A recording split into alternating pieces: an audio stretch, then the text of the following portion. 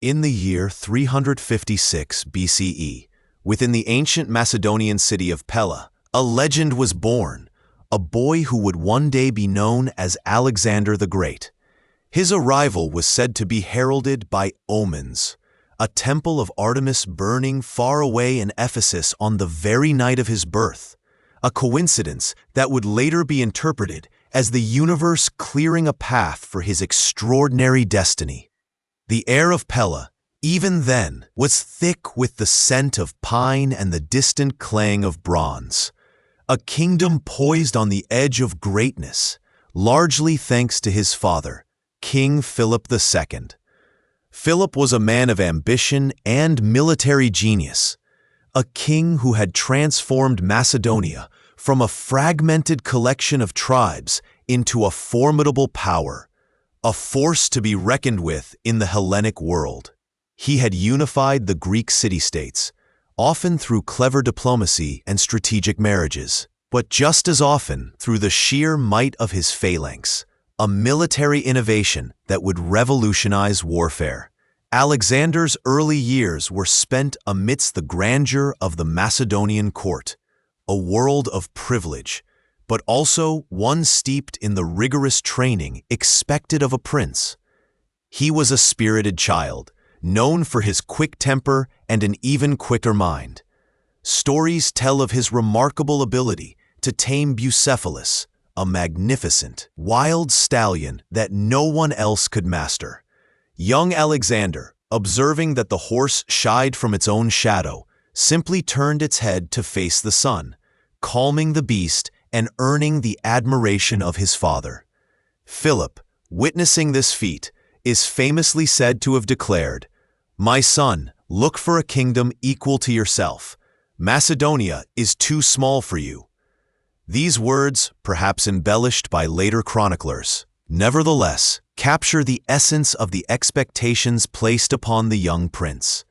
His formal education began early, encompassing not just the martial arts and horsemanship, but also rhetoric, philosophy, and the sciences.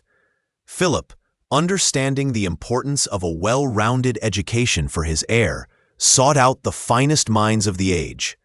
For a time, Alexander was tutored by Leonidas, a stern relative of his mother, Olympias, who instilled in him a Spartan-like discipline, even inspecting his belongings to ensure he wasn't spoiled by luxury. But it was in 343 BCE that Philip made a decision that would profoundly shape Alexander's intellect and worldview. He invited Aristotle, one of the greatest philosophers of all time, to tutor his son. Aristotle established a school, the Nymphaeum at Mieza, a tranquil sanctuary nestled amidst lush groves and flowing springs, a perfect setting for intellectual pursuits. Here, for 3 years, Alexander, alongside a select group of noble Macedonian youths who would later become his closest companions and generals, Ptolemy, Hephaestion, Nearchus, and Cassander among them, delved into a vast array of subjects.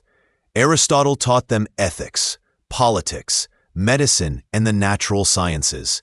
He instilled in Alexander a deep appreciation for Greek culture, literature, and especially the epic poems of Homer. The Iliad, in particular, became Alexander's constant companion. He carried a copy, annotated by Aristotle himself, wherever he went, even sleeping with it beneath his pillow. He saw himself as a new Achilles, destined for heroic deeds and immortal glory. This period of tutelage under Aristotle was transformative. While Alexander absorbed practical knowledge, he also developed a keen sense of curiosity and a methodical approach to understanding the world. Historians still debate the precise extent of Aristotle's influence on Alexander's later policies, particularly his approach to conquered peoples. Did Aristotle's emphasis on the superiority of Greek culture contribute to Alexander's initial view of non-Greeks as barbarians, or did his broader philosophical teachings encourage the more cosmopolitan vision Alexander would later adopt? Some scholars argue that Aristotle's teachings, particularly his political philosophy, it the groundwork for Alexander's later attempts to integrate diverse cultures within his empire. While others contend that Alexander's own experiences and pragmatic needs drove his evolving policies, often diverging from his tutor's more theoretical ideals. Regardless, the intellectual foundation provided by Aristotle was undeniable, giving Alexander a breadth of knowledge and a strategic mind that few rulers before or since possessed. I felt that Gauda Formundaeus, creations of friendships and brotherhood, incorporated in the natural world, that culture was so wild during the years that everyone confessed to their own shortcomings. It seems friendships are more meaningful today, and people forever will forget them. It's the idea of broadening friendships and growing. But one does remember the past and embraces it with fondness. In the explanation, friendship is made up of natural particles. So it is undisputable that we all share this past, even when we think oppositions. We get to ascend. It sets the theme for something profound, and to make it set, we must remember. My attack on wage war, as we all know, makes me uncertain, but I believe that a part of the magic of Disanale is the hand of as Alexander grew into young adulthood, the political landscape around him became increasingly volatile. Philip II, ever expanding his influence, continued to solidify Macedonian dominance over the Greek city-states. His ambitions were vast, culminating in his plan to lead a pan-Hellenic invasion of the Persian Empire, a long-held dream of many Greeks to avenge the Persian Wars of a century and a half earlier. However, tensions within the Macedonian royal family began to simmer. Philip had taken another wife, Cleopatra Eurydice, a Macedonian noblewoman, and when she bore him a son, the succession of Alexander, whose mother Olympias was from Epirus, became less certain. Olympias herself was a formidable and often ruthless woman, fiercely protective of her son's position, and her relationship with Philip had grown increasingly strained. These familial rivalries, coupled with Philip's complex political maneuvering, created a dangerous atmosphere. In 336 BCE, at the wedding of his daughter Cleopatra to Alexander I of Epirus, Philip II was assassinated by Pausanias, one of his own bodyguards. The motive behind this act remains one of history's enduring mysteries. Was it a personal grievance, as some accounts suggest, stemming from a perceived slight or injustice? Or was Pausanias merely a pawn in a larger conspiracy? Historians have long pointed fingers in various directions, to Olympias, who certainly benefited from Philip's death and was known for her vindictive nature, to Alexander himself, who had recently quarreled with his father and whose path to the throne was now clear, or even to the Persian Empire, which had every reason to fear Philip's impending invasion and might have sought to destabilize Macedonia from within.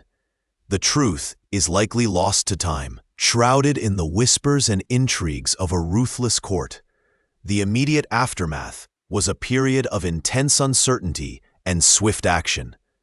Alexander, then only 20 years old, was in a precarious position.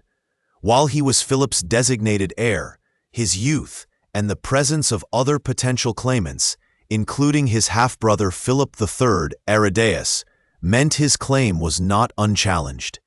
However, Alexander acted with remarkable speed and decisiveness. Supported by loyal generals, most notably Antipater, a seasoned veteran of Philip's campaigns, Alexander quickly consolidated his power.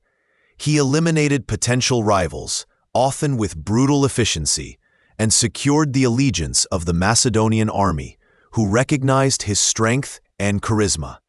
Within days of his father's death, Alexander was proclaimed King of Macedon by the army, a testament to his immediate grasp of power and the loyalty he commanded. The young prince, who had been tutored by the greatest mind of his age, now stood on the precipice of an empire, ready to step into the immense shoes of his father, and perhaps to surpass them. The stage was set for a reign that would forever alter the course of history. If you're enjoying this, liking and subscribing truly helps and is much appreciated. The scent of spring rain still clung to the air in Macedon, a freshness that belied the storm brewing within its borders. Philip's death had ripped a sudden, jagged hole in the fabric of power, and into that void stepped Alexander, a mere 20 years old, yet bearing the weight of an empire's destiny upon his slender shoulders. The whispers had begun even before the funeral pyre cooled. Would this young prince, known more for his fiery temper and philosophical leanings than for military command, truly hold his father's hard-won realm together? The answer came swiftly, decisively, like a thunderclap across the northern plains. The Illyrians, those fierce tribesmen who had long chafed under Macedonian rule, saw an opportunity in the perceived weakness of a new, untested king. They stirred, their war cries echoing through the valleys, believing the moment was ripe to reclaim their independence. But Alexander was no stranger to the scent of battle, nor to the strategic mind that had been honed by his father's tutelage and his own rigorous training. He moved with astonishing speed, a blur of bronze and determination. His first campaign, barely weeks after his ascension in 336 BCE, was a chilling declaration of intent. He marched north into Thrace, not merely to quell a rebellion, but to stamp his authority on a region that had long been a thorn in Macedon's side. The Trebellians, another formidable Thracian tribe, stood in his path, their warriors confident in their rugged terrain and their reputation for ferocity. Yet, Alexander outmaneuvered them, using the very landscape they thought would protect them against them. He led his forces through narrow passes, launching surprise attacks, and demonstrating a tactical brilliance that belied his youth. One particularly notable engagement involved a clever feigned retreat, luring the Trebellians into an ambush where they were routed. This wasn't just a victory. It was a masterclass in swift, decisive warfare, designed to send an unmistakable message across the northern frontier. The news of his success rippled back, not only to the rebellious tribes, but also to the Greek city-states, who had watched Macedon's internal struggles with keen interest. For generations, the independent spirit of the Hellenic world had bristled under any perceived dominance, and Philip's iron fist had been a source of simmering resentment. Now, with the great king gone, many saw an opportunity to cast off the Macedonian yoke. Athens, ever the beacon of democracy and a hotbed of anti-Macedonian sentiment, began to stir. Demosthenes, the eloquent orator, whose voice had so often thundered against Philip, now seized the moment, urging the Athenians to rise. He spread rumors, perhaps even believed them himself, that Alexander had fallen in the northern campaigns, that the young king was dead. Thebes, a city with a proud military history and a deep-seated desire for autonomy, was the first to openly defy him. They expelled the Macedonian garrison from their citadel, the Cadmea, and declared their independence. It was a bold, defiant act, a gauntlet thrown at the feet of the new king. Alexander, still campaigning in the north, received this news with a grim resolve. He understood the precariousness of his position. If Thebes were allowed to succeed, the fragile peace Philip had forged would unravel, and Greece would erupt into a chaotic struggle for freedom, consuming his resources and diverting his attention from the greater ambitions that simmered within him. He turned his army south, not with the measured pace of a monarch returning home, but with the relentless drive of a predator. His march from the Illyrian borders to the heart of Boeotia was astonishingly swift, covering hundreds of miles in a matter of days. This rapid deployment caught the Greeks entirely by surprise. They had expected a slower response, perhaps even a period of negotiation, but Alexander offered no such luxury.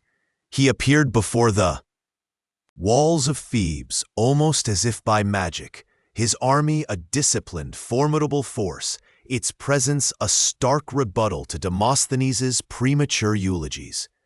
Even then, he offered Thebes a chance to surrender, a final opportunity to avoid the terrible consequences of their rebellion. But the Thebans, fueled by their pride, and perhaps by a miscalculation of Alexander's resolve, refused. They believed their walls were strong, their warriors brave, and that their defiance would inspire others to join them. They were tragically mistaken. The siege of Thebes in 335 BCE was a brutal, swift affair. Alexander's engineers, many of them veterans of Philip's campaigns, worked with ruthless efficiency. Siege engines battered the walls, and the Macedonian phalanx, that impenetrable forest of pikes, advanced relentlessly. The Thebans fought with desperate courage, but they were outmatched, outmaneuvered, and ultimately overwhelmed. When the city finally fell, the retribution was swift and terrible, a chilling warning etched in blood and stone. Alexander, in a move that historians still debate the true motivations for, ordered the complete destruction of Thebes. Its magnificent buildings, its ancient temples, its very identity were razed to the ground. The population was enslaved, sold into bondage across the Hellenic world. Only the house of Pindar, the revered poet, was spared. A curious nod to cultural reverence amidst such devastation. Was it a calculated act of terror, designed to break the spirit of Greek resistance once and for all? Or was it a moment of youthful rage, a disproportionate response to a profound challenge to his authority? Perhaps it was both, a cold, strategic decision cloaked in the fury of a betrayed king.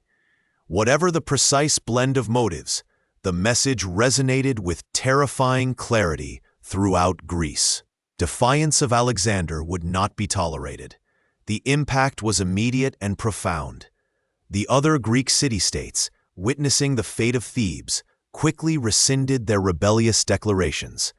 Athens, which had been on the cusp of open revolt, now sent a delegation to Alexander, offering humble apologies and reaffirming their loyalty. The orator Demosthenes, who had so vehemently championed resistance, found himself in a precarious position, his fiery words now sounding hollow against the backdrop of Thebes' ruins. There were calls for his surrender to Alexander, but the young king, perhaps understanding the symbolic power of leaving such a figure alive, chose to demand only the exile of some of the most outspoken anti-Macedonian leaders. With Greece pacified, not through gentle persuasion, but through overwhelming force and a stark demonstration of consequences. Alexander could finally turn his gaze eastward. His father's dream, the invasion of the vast Persian Empire, now beckoned. But before embarking on such a monumental undertaking, he needed to ensure his rear was secure, his supply lines unthreatened, and his authority unquestioned.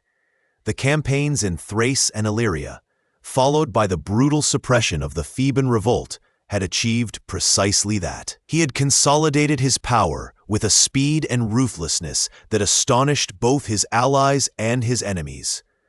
The young king had proven himself not just a worthy successor to Philip, but a force of nature in his own right, a strategist and warrior of unparalleled talent. Yet, even as the dust settled over the ruins of Thebes and the Macedonian army prepared for its grand expedition, a subtle shift had occurred. The initial whispers of doubt had been replaced by awe, and perhaps a creeping fear. The boy who had loved Homer and Aristotle had shown a darker, more formidable side. The destruction of Thebes, an act so disproportionate to the immediate threat, left a lasting impression, a chilling reminder of the absolute power he now wielded. It was a power forged in the crucible of swift campaigns and decisive, sometimes brutal actions, a power that would now, tiptoe, be unleashed upon the ancient world. The stage was set, not just for conquest, but for the forging of a legend, one that would echo through the annals of history for millennia. The spring of 334 BCE arrived, not with the gentle whisper of budding leaves, but with the clatter of armor and the determined tread of an army on the march. Alexander, now king of Macedon, had spent 2 years consolidating his power, quelling rebellions, and forging a disciplined fighting force. He had inherited not just a throne, but a dream. His father Philip's grand ambition to lead a Hellenic crusade against the Persian Empire, a power that had loomed large over the Greek world for centuries. Now, that dream was his to realize. He gathered his forces, a diverse host of Macedonians, Greeks from the Hellenic League, and Thracian and Illyrian auxiliaries, numbering perhaps 40,000 infantry and 5,000 cavalry. It was a formidable army, but still a fraction of the might the vast Persian Empire could theoretically muster. Their journey began from Pella, the Macedonian capital, heading east. The landscape unfolded before them, rolling hills, fertile plains, and ancient forests, each step taking them further from home and closer to the unknown. The air hummed with anticipation, a mixture of apprehension and the intoxicating thrill of destiny. Alexander, ever the strategist and the showman, understood the symbolic weight of his actions. He knew that the crossing into Asia was not merely a logistical maneuver, but a profound statement of intent. The chosen point for their entry into Asia Minor was the Hellespont, the narrow strait that separated Europe from Asia, a place steeped in myth and history. Legend held that heroes and armies had crossed these waters before, from the mythical Argonauts to the very Persian kings who had once invaded Greece. As the Macedonian forces approached the strait, the shimmering expanse of water seemed to stretch endlessly. Yet it was here that the continents almost touched. Before the main army embarked, Alexander performed a symbolic act that would resonate through the ages. He sailed ahead in his own ship, not to the traditional landing point, but to the precise spot where, according to tradition, the legendary hero Protesilaus had first set foot on Trojan soil during the Trojan War. Leaping ashore fully armed, he thrust his spear into the Asian earth, claiming the continent as if by divine right.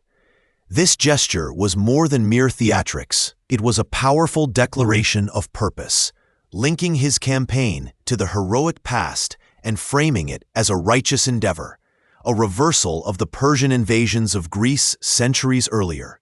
He then visited the ruins of Troy, offering sacrifices at the tomb of Achilles, his mythical ancestor and personal hero.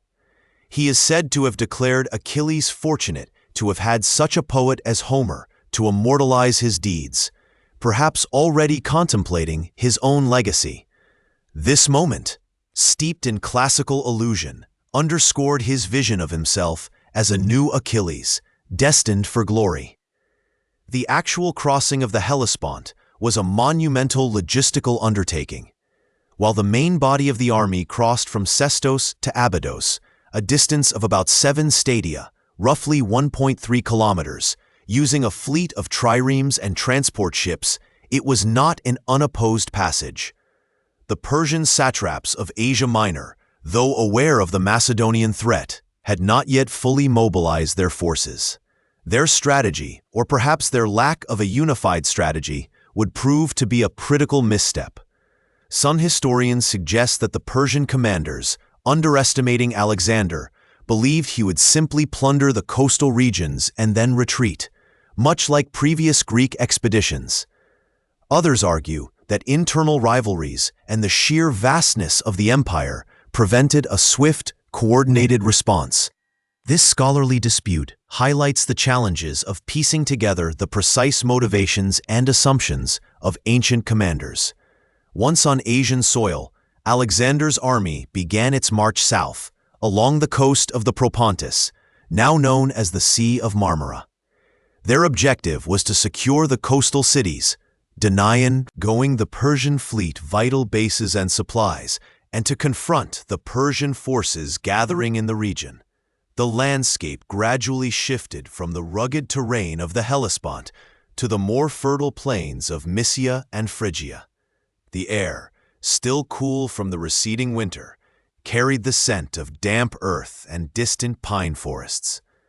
The Persian satraps, including Arsaces, the satrap of Hellespontine Phrygia, Spithridates, the satrap of Lydia and Ionia, and Memnon of Rhodes, a highly capable Greek mercenary commander in Persian service, finally converged their forces.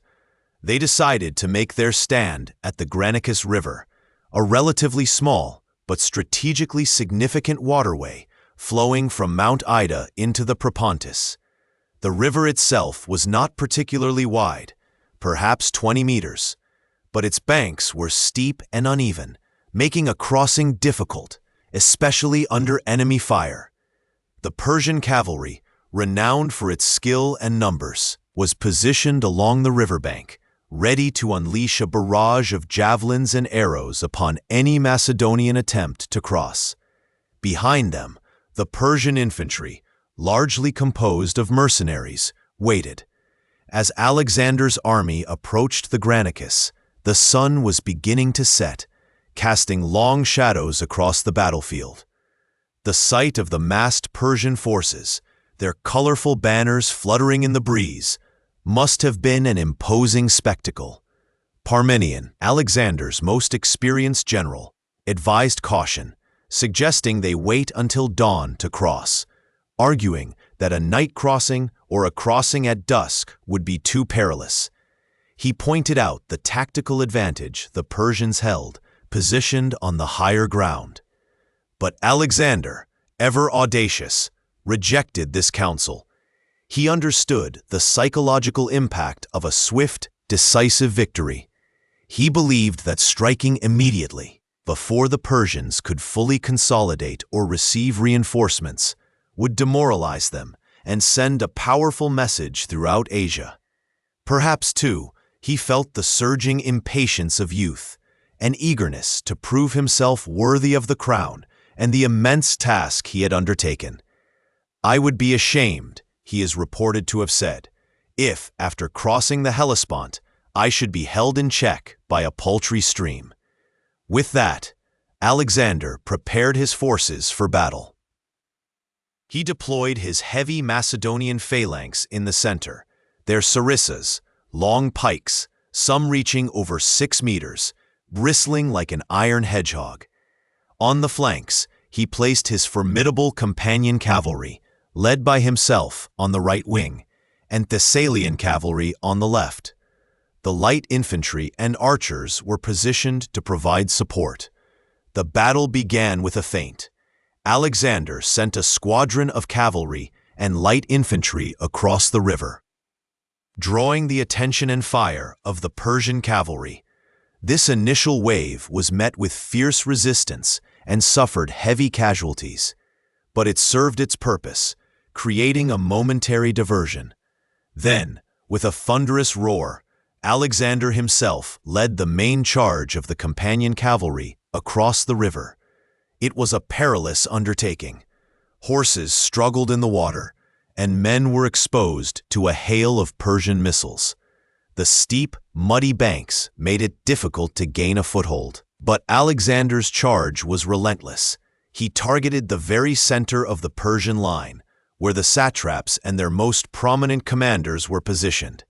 The fighting was brutal and chaotic. Spears splintered, swords clashed, and the air filled with the cries of men and horses. Alexander, conspicuous in his gleaming armor and plumed helmet, was at the forefront of the melee.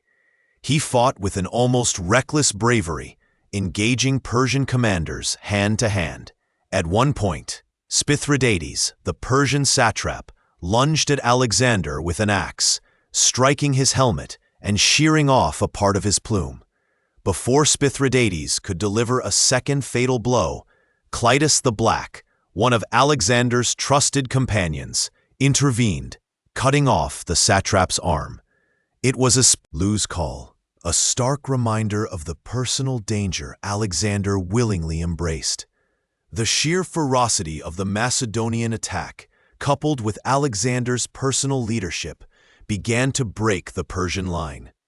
The concentrated weight of the companion cavalry, coupled with the disciplined advance of the phalanx once they had secured a crossing, proved too much for the more loosely organized Persian cavalry.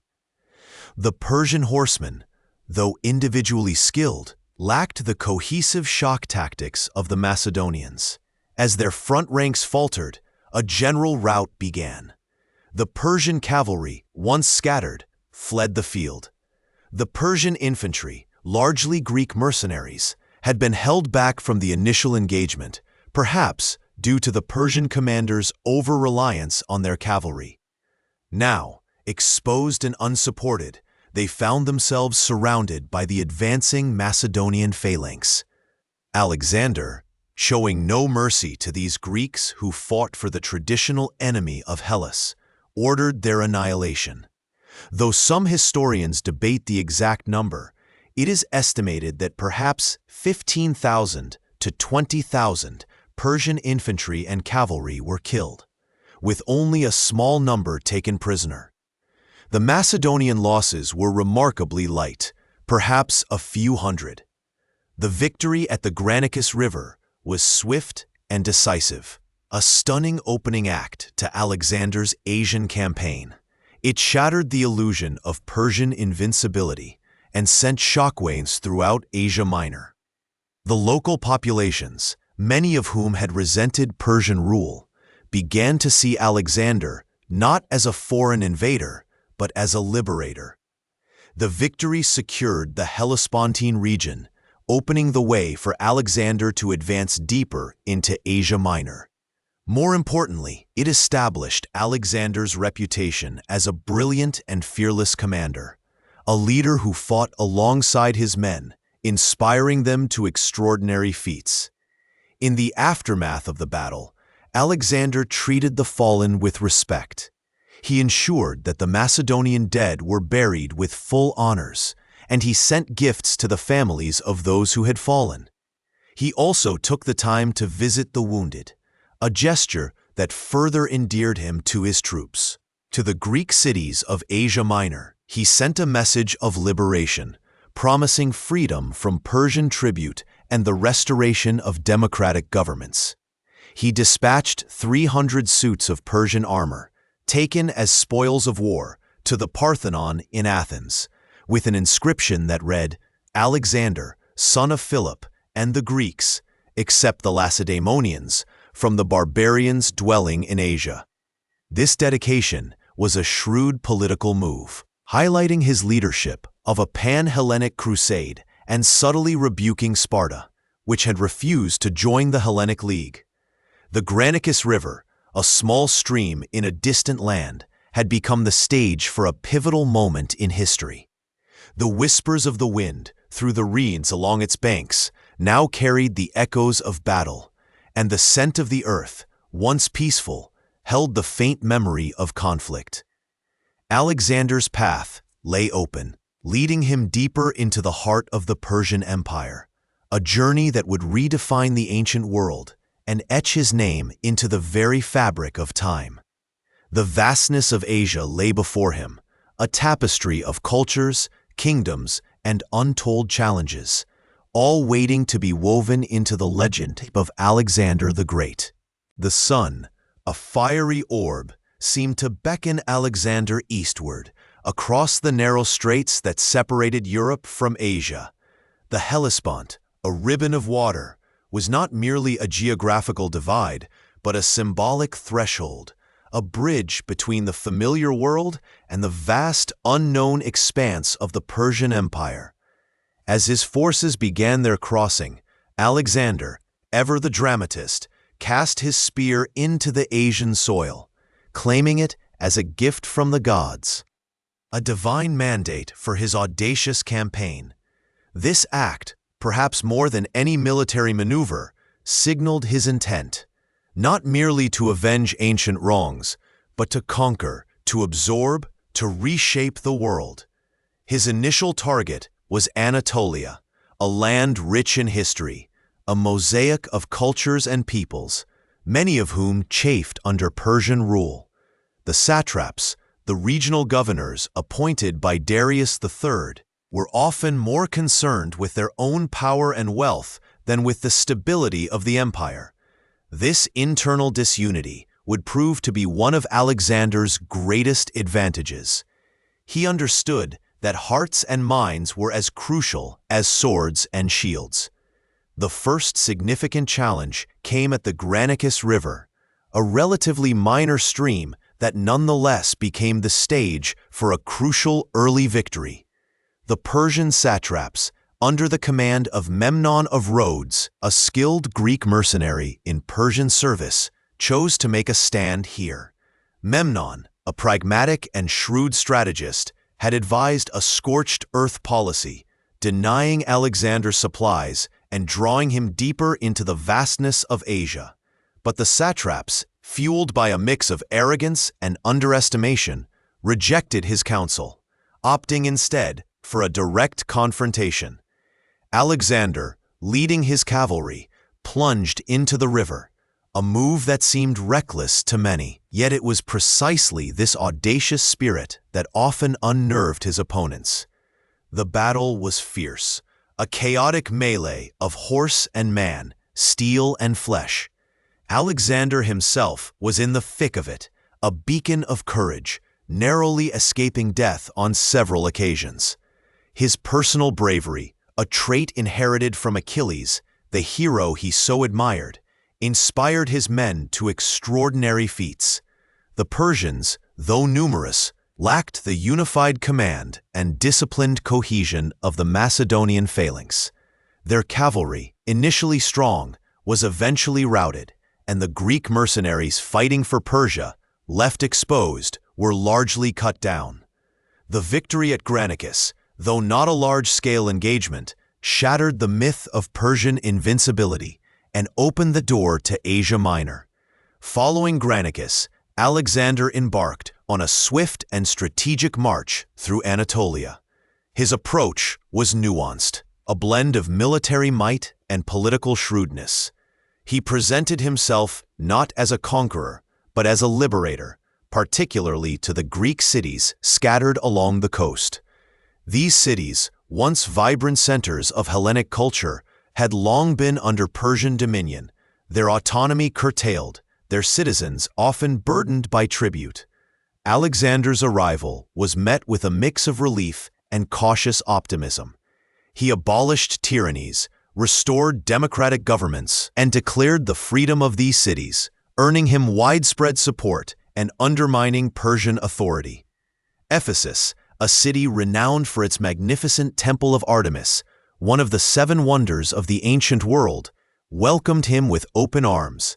He offered to complete the temple, a gesture that resonated deeply with the local populace. His march continued southward, a rapid advance that bypassed strongholds and focused on key strategic points. He understood the importance of momentum, of keeping the enemy off balance. At Miletus, a city with strong fortifications, he faced resistance. The Persian fleet, though superior in numbers, was unable to break the Macedonian siege, and the city eventually fell. Alexander, recognizing the logistical challenges of maintaining a large fleet so far from home and the difficulty of confronting the Persian navy directly, made a bold decision, and he disbanded his own fleet. This move, seemingly counterintuitive, was a masterstroke.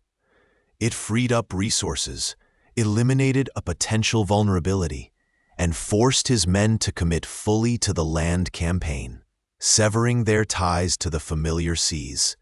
It was a clear statement. There would be no retreat by sea.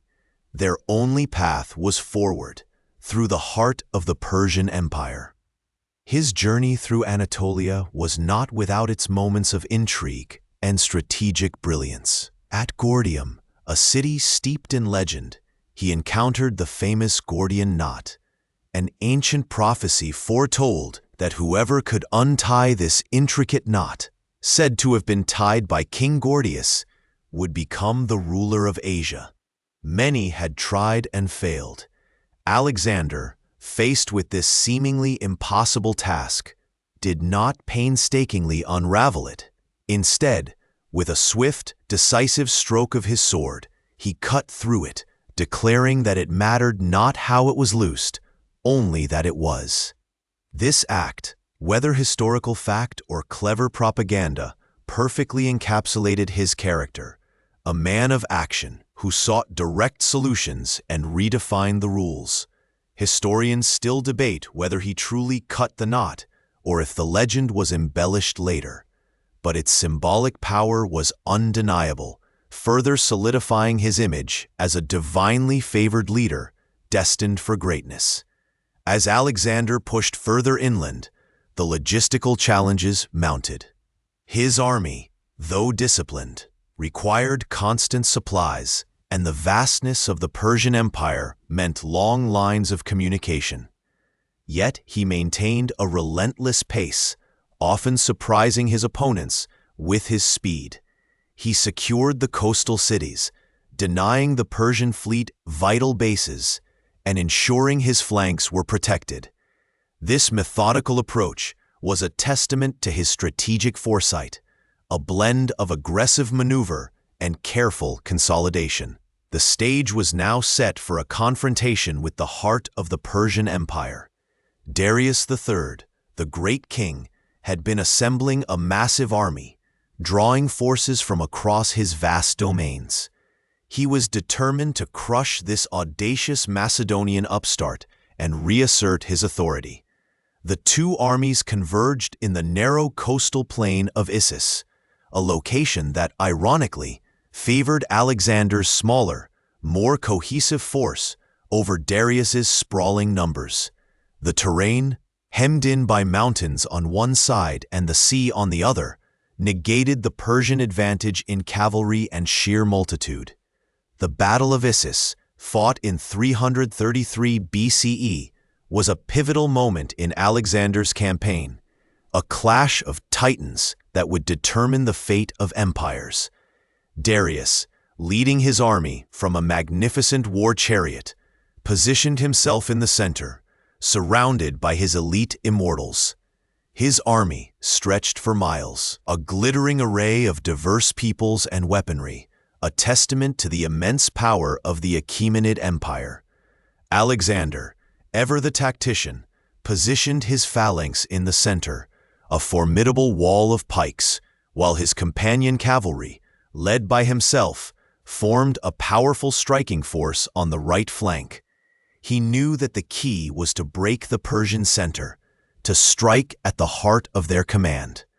The battle began with a fierce charge from Alexander's cavalry, aimed directly at Darius's position. The Macedonian phalanx, moving with disciplined precision, advanced steadily, their long sarissas creating an impenetrable hedge of steel. The narrow plain meant that the Persian numerical superiority was largely nullified. Their vast ranks could not be brought to bear effectively. The battle was a brutal hand-to-hand struggle, a cacophony of clashing weapons, shouts, and cries. Alexander once again led from the front, his presence inspiring his men to fight with unparalleled ferocity. As the Macedonian pressure mounted, the Persian lines began to waver. Darius, witnessing the collapse of his center and the imminent threat to his own person, made a fateful decision. He turned his chariot and fled the battlefield, leaving his family, yea, including his mother, wife, and daughters, to be captured by Alexander. This act of flight, though perhaps a pragmatic choice to preserve his life and continue the fight, was a devastating blow to Persian morale. The sight of their great king abandoning them sent a ripple of panic through the ranks, turning a fierce battle into a rout. The pursuit was relentless, with Alexander's forces chasing the fleeing Persians for miles. The spoils of victory were immense. Vast quantities of gold, silver, and precious goods, and most significantly, the capture of Darius's royal family. Alexander, demonstrating a surprising magnanimity, treated the captured royal women with respect and dignity, a stark contrast to the usual treatment of war captives. This act, perhaps a calculated political move, or perhaps a genuine display of chivalry, further enhanced his reputation and stood in stark contrast to the perceived barbarity of the Persians. It also sent a clear message to Darius. Alexander was not merely a destructive force, but a potential successor, capable of ruling with honor. The victory at Issus was more than just a military triumph. It was a psychological blow that reverberated throughout the Persian Empire. It proved that Darius, despite his vast resources, was vulnerable. It solidified Alexander's position as the undisputed master of Asia Minor, and opened the path southward, towards the wealthy cities of Phoenicia and Egypt, and ultimately, towards the heartland of the Persian Empire itself. The legend of Alexander, the young king who dared to challenge the mightiest empire on earth, was now firmly etched into the annals of history. The whispers of his name, once confined to the Aegean, now echoed across the vast plains of Asia, carried on the wind, a harbinger of the profound changes yet to come. The dust of Issus, still settling on the plains, carried with it the scent of a world irrevocably changed. Darius, humbled and fleeing, left behind not only his family, but also the vast western reaches of his empire, ripe for the taking. Alexander, ever the strategist, knew that a direct pursuit of the Persian king, while tempting, would be folly. To truly dismantle Achaemenid power, he first needed to secure his flanks, to sever the Persian naval might, and to control the vital coastal cities that had long served as the arteries of trade and influence. His gaze now turned southward, towards the sun-drenched shores of Syria and Phoenicia. The march through Syria was swift, a testament to the demoralization of Persian forces and the growing legend of Alexander himself. City after city, from Marathus to Aratus, opened their gates, offering submission rather than resistance. The Phoenician coastal cities, with their ancient maritime traditions and formidable fleets, presented a more complex challenge. Sidon, a city steeped in history, its harbor, busy with the comings and goings of merchant ships, quickly capitulated. Its people, perhaps weary of Persian overlordship or simply pragmatic, welcomed the Macedonian conqueror. But one city, an island fortress renowned for its impregnability, stood defiant. Tyre, a jewel of the Phoenician world, was not merely a city. It was a symbol of resilience. Divided into an older mainland settlement and a newer, formidable island city, it had withstood countless sieges throughout its long history, its high walls rising directly from the sea. Its people, proud and independent, believed their island sanctuary to be unassailable. When Alexander sent envoys demanding submission and access to the city to offer sacrifices to Heracles, Melkart, the Tyrian patron god, the Tyrians, confident in their defenses and their powerful navy, refused. They offered gifts and homage, but drew a clear line. No foreign army would enter their sacred island. This defiance ignited Alexander's fury and his strategic resolve. To leave Tyre unconquered would be to leave a powerful enemy naval base at his rear, threatening his supply lines and allowing the Persian fleet to operate freely. He decided on a course of action so audacious so seemingly impossible that it became one of the most legendary feats of ancient warfare. He would build a causeway, a mole, stretching from the mainland to the island city, effectively turning Tyre into a peninsula. The scale of this undertaking was immense. For 7 long months, beginning in January 332 BC, Alexander's engineers and soldiers labored under constant harassment from Tyrian archers and ships.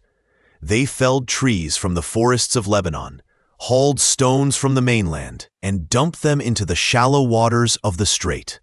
The Tyrians, watching this incredible construction unfold, launched continuous raids, employing fire ships, divers to cut cables, and catapults mounted on their war galleys.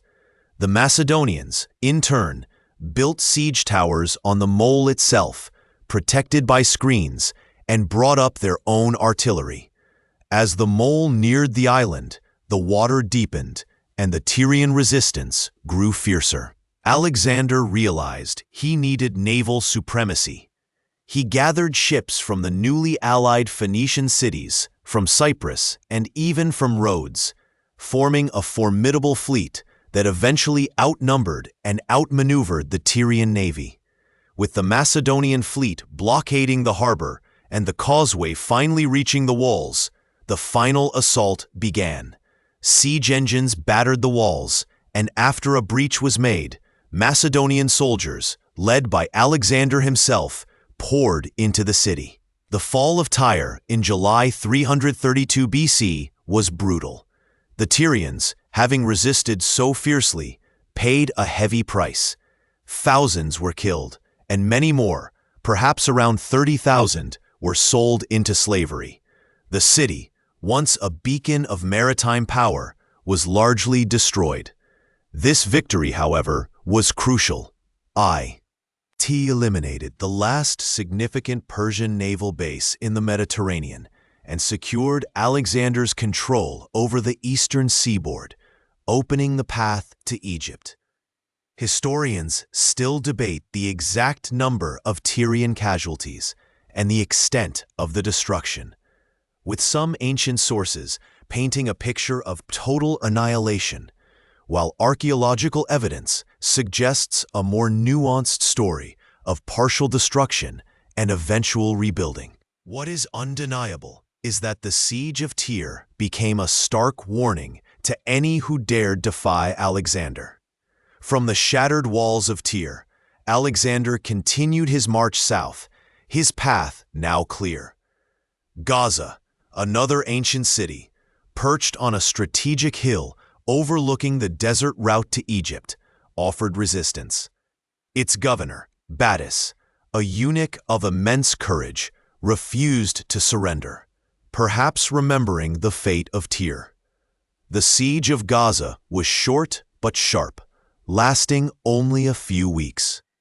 Alexander, wounded during the assault, eventually took the city, and Battus, according to some accounts, met a cruel end, dragged alive behind Alexander's chariot. A story that, while dramatic, is often viewed with skepticism by modern historians, who question its historical accuracy and consistency with Alexander's usual treatment of defeated foes. Regardless of the details, Gaza's fall solidified Alexander's control over the gateway to Africa. And then, the desert, the vast, shimmering expanse that separated the Levant from the fertile Nile Delta. For centuries, Egypt had been a prized possession, a breadbasket, and a source of immense wealth.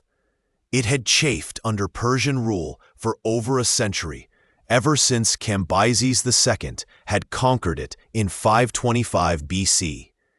The Egyptians, with their ancient traditions and deep-seated religious beliefs, resented the foreign overlords who often disrespected their gods and customs.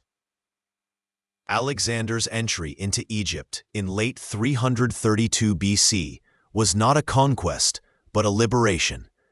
He was met not with resistance, but with open arms and joyful acclamation.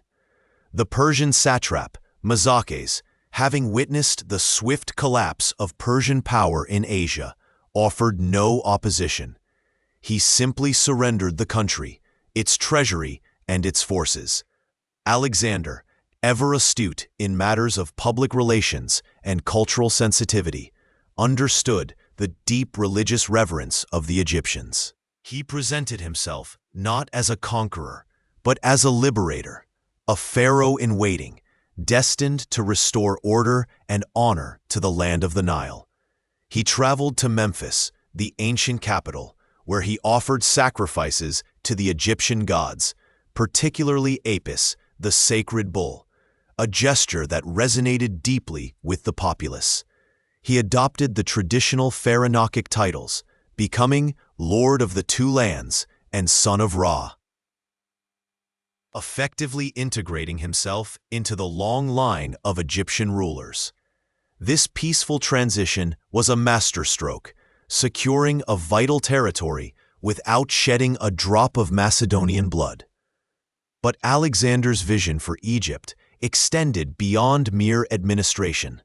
He recognized the strategic importance of the Nile Delta, a crossroads of trade between East and West.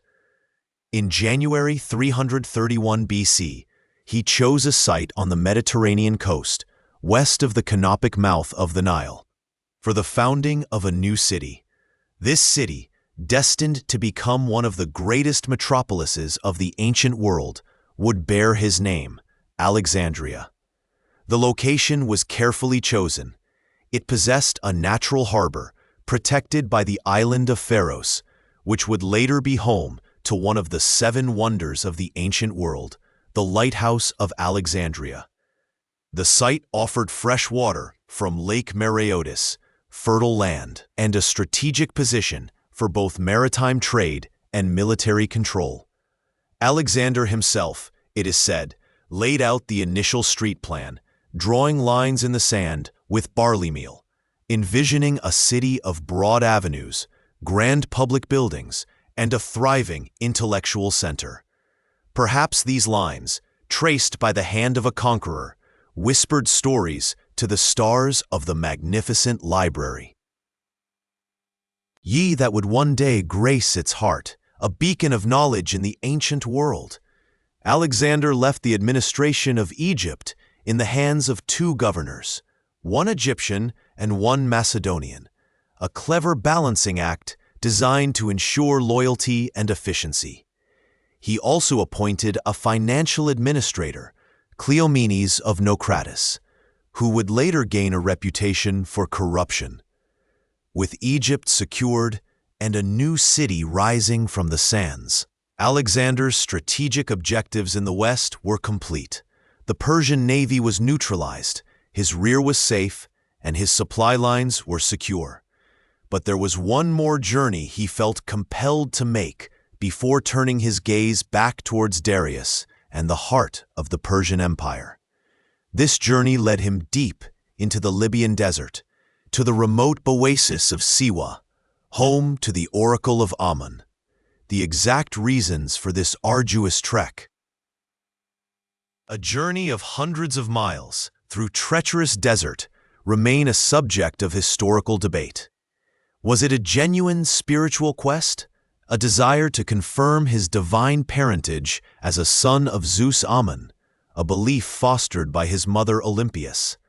Was it a shrewd political move, seeking the endorsement of a revered oracle to legitimize his rule over Egypt and enhance his divine image among his diverse subjects? Or was it simply an act of curiosity, a young man testing the boundaries of his own destiny? The journey was fraught with peril. His army, accustomed to marching through fertile lands, struggled with the desert's harshness. Legends abound of divine intervention, ravens guiding them through the trackless sands, sudden rains quenching their thirst. Upon reaching the oasis, a verdant island in a sea of sand, Alexander entered the temple of Amun. The high priest, whether through genuine belief or political expediency, greeted Alexander as the son of Amun, a title that equated him with the Egyptian pharaohs. who were considered divine sons of Ra, and by extension, Amun, who was syncretized with Zeus. The precise words exchanged between Alexander and the oracle are lost to history, shrouded in the veil of sacred mystery. Some accounts suggest he asked if he would conquer the world, others if he had avenged his father Philip's death. What is clear is that Alexander emerged from the sanctuary seemingly satisfied, his belief in his own divine destiny reinforced. This visit to Siwa, whether a profound spiritual experience or a calculated political maneuver, became a cornerstone of Alexander's self-perception and his public image.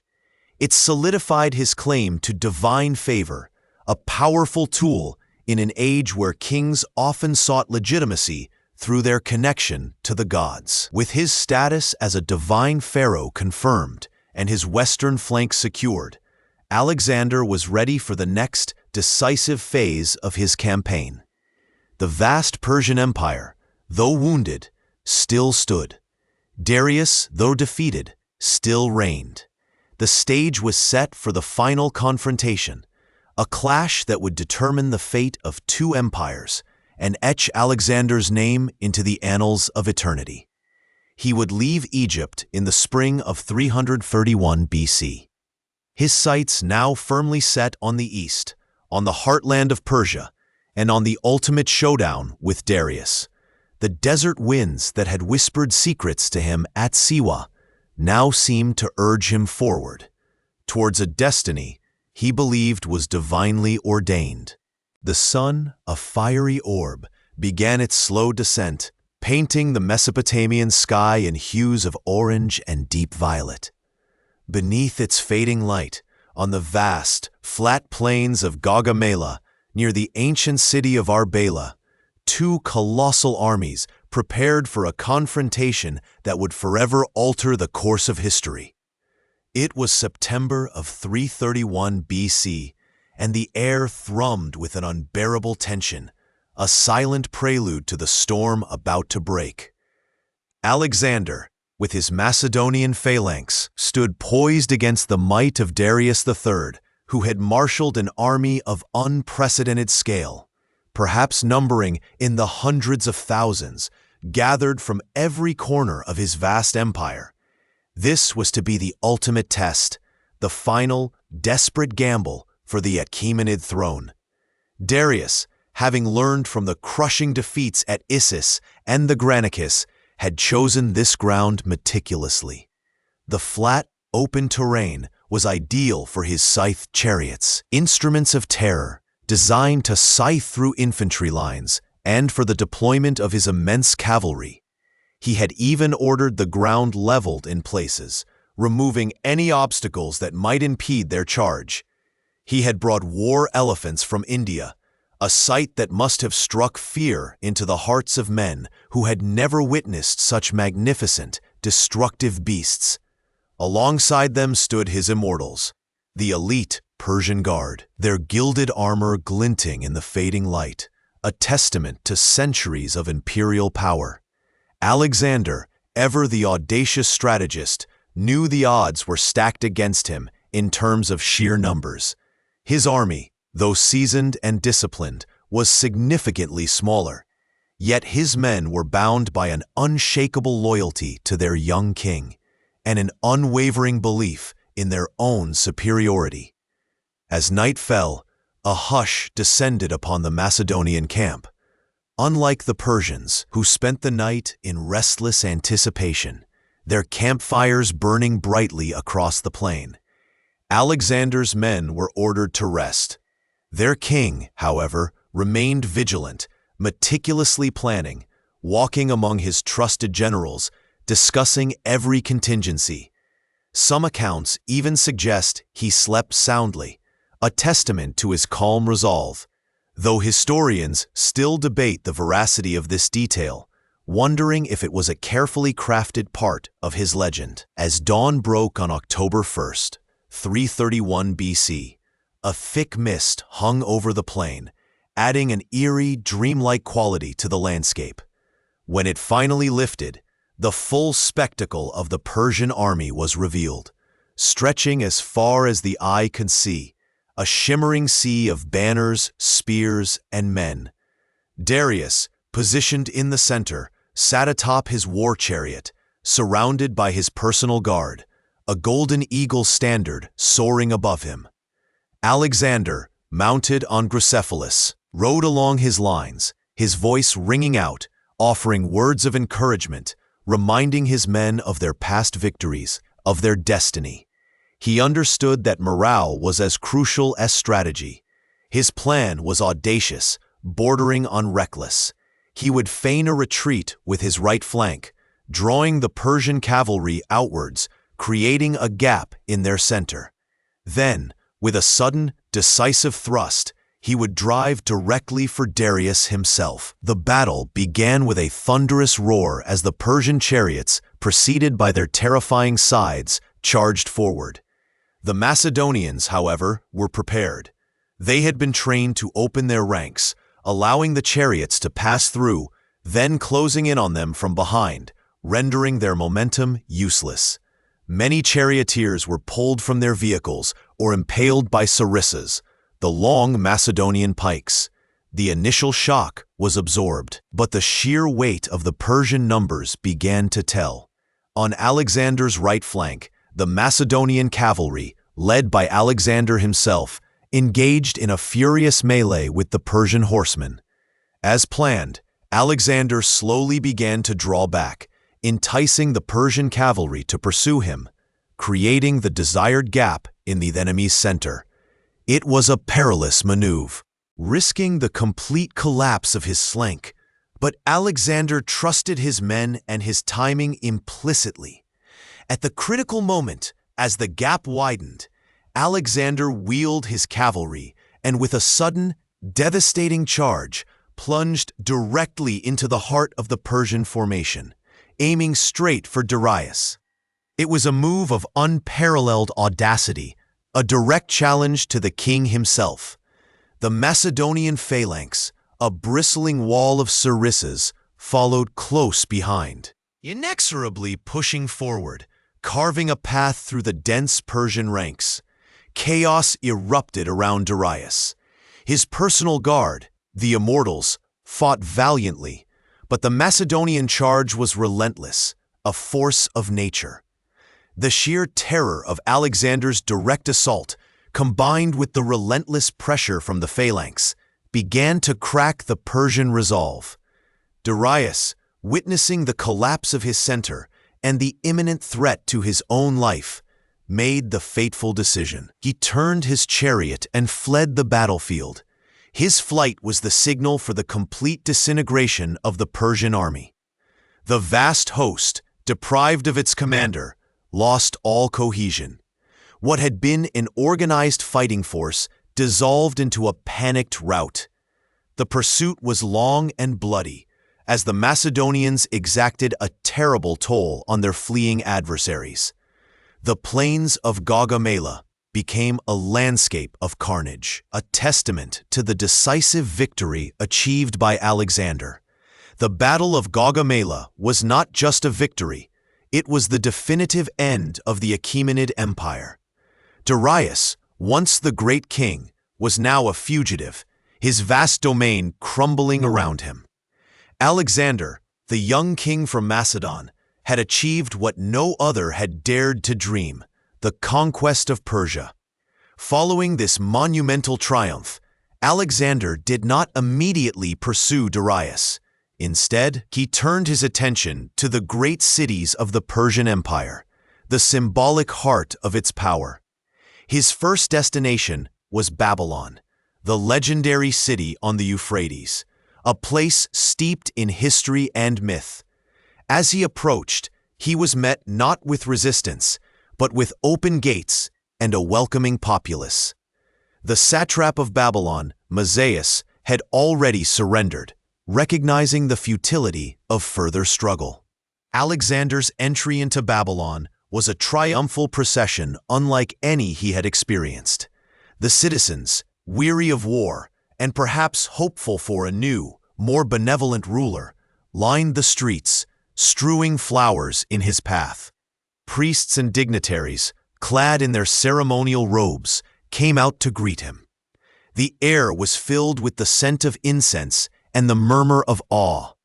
The city itself, with its towering ziggurat, the Etemenanke, believed by some to be the Tower of Babel, and its famed hanging gardens, if they still existed in their full glory, must have been an astonishing sight for the Macedonians. Alexander, ever the astute politician, ordered his troops to respect the city, its temples, and its people. He restored the temples that Xerxes had destroyed, a gesture that won him the favor of the Babylonian priesthood. He offered sacrifices to the Babylonian gods, including Marduk, the city's patron deity, further cementing his image as a legitimate successor, not merely a conqueror. He spent several weeks in Babylon, resting his army, absorbing the wonders of the ancient city, and planning his next moves. It was here that he began to truly embrace the role of an Eastern monarch, adopting certain Persian customs, and even beginning to wear some elements of Persian dress, a practice that would later cause friction with some of his more conservative Macedonian generals. From Babylon, Alexander continued his eastward march, his next objective being Susa, one of the 4 capital cities of the Persian Empire, along with Babylon, Ecbatana, and Persepolis. Susa, an ancient city that had served as a capital for millennia, was renowned for its immense wealth and its royal palaces. Like Babylon, Susa offered no resistance. The city's treasury, accumulated over centuries, was open to Alexander, yielding an unimaginable bounty of gold, silver, and precious artifacts. This vast influx of wealth further solidified Alexander's financial position, allowing him to pay his soldiers generously and fund his ongoing campaigns. The capture of Susa was significant not only for its riches, but also for its symbolic value. It was here that Alexander found the bronze statues of Harmodius and Aristogeiton, the Athenian tyrannicides, which Xerxes had taken from Athens during the Persian Wars. Alexander, in a gesture calculated to win favor with the Greeks, sent them back to Athens. This act underscored his role as the avenger of Greece, fulfilling the Pan-Hellenic crusade against Persia that his father, Philip, had envisioned. In Susa, Alexander also took as his second wife, Statira, the eldest daughter of Darius III. This marriage, along with the later mass marriage of his officers to Persian noblewomen, was a deliberate policy aimed at integrating the Persian elite into his new empire and fostering a sense of unity between Macedonians and Persians. He was not merely conquering, he was attempting to forge a new, unified world. This policy, however, was met with considerable resistance and resentment from many of his Macedonian veterans, who viewed it as a betrayal of their cultural identity and a dangerous orientalization of their king. This tension between Alexander's vision of a blended empire and the traditionalist views of his Macedonian companions would become a recurring theme, leading to increasing strains and even open mutiny in the years to come. As Alexander settled into the rhythm of governing his newly acquired territories, he began to appoint Persian satraps alongside Macedonian governors, a pragmatic approach to administration that aimed to utilize existing structures while ensuring loyalty to his new regime. He was not simply replacing one ruler with another. He was beginning to lay the foundations for a new kind of empire, one that sought to blend cultures rather than simply dominate them. The sheer scale of this ambition, to unite East and West, was unprecedented. The campaign had transformed from a punitive expedition against Persia into a grand project of world-building. Yet Darius remained at large, a lingering shadow, a symbol of resistance that Alexander could not ignore. The great king, though stripped of his armies and his capitals, still commanded a degree of loyalty in the eastern provinces.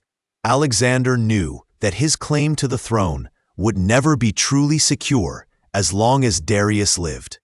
The pursuit would continue, leading Alexander deeper into the vast, uncharted territories of the Persian Empire, towards the very edges of the known world, where new challenges and even greater mysteries awaited him. The whispers of the desert winds carried tales of his growing legend, but also the first faint murmurs of discontent within his own ranks, a subtle discord that would grow louder with each passing mile. The pursuit of Darius III continued, a relentless chase across the vast tapestry of the Persian Heartlands. Alexander, ever driven by the desire to capture the Achaemenid king and solidify his claim to the empire, pressed his forces onward from the plains of Gaugamela, through the passes that guarded the ancient lands. His army, though weary from battle and endless marching, moved with a purpose fueled by their leader's unwavering resolve.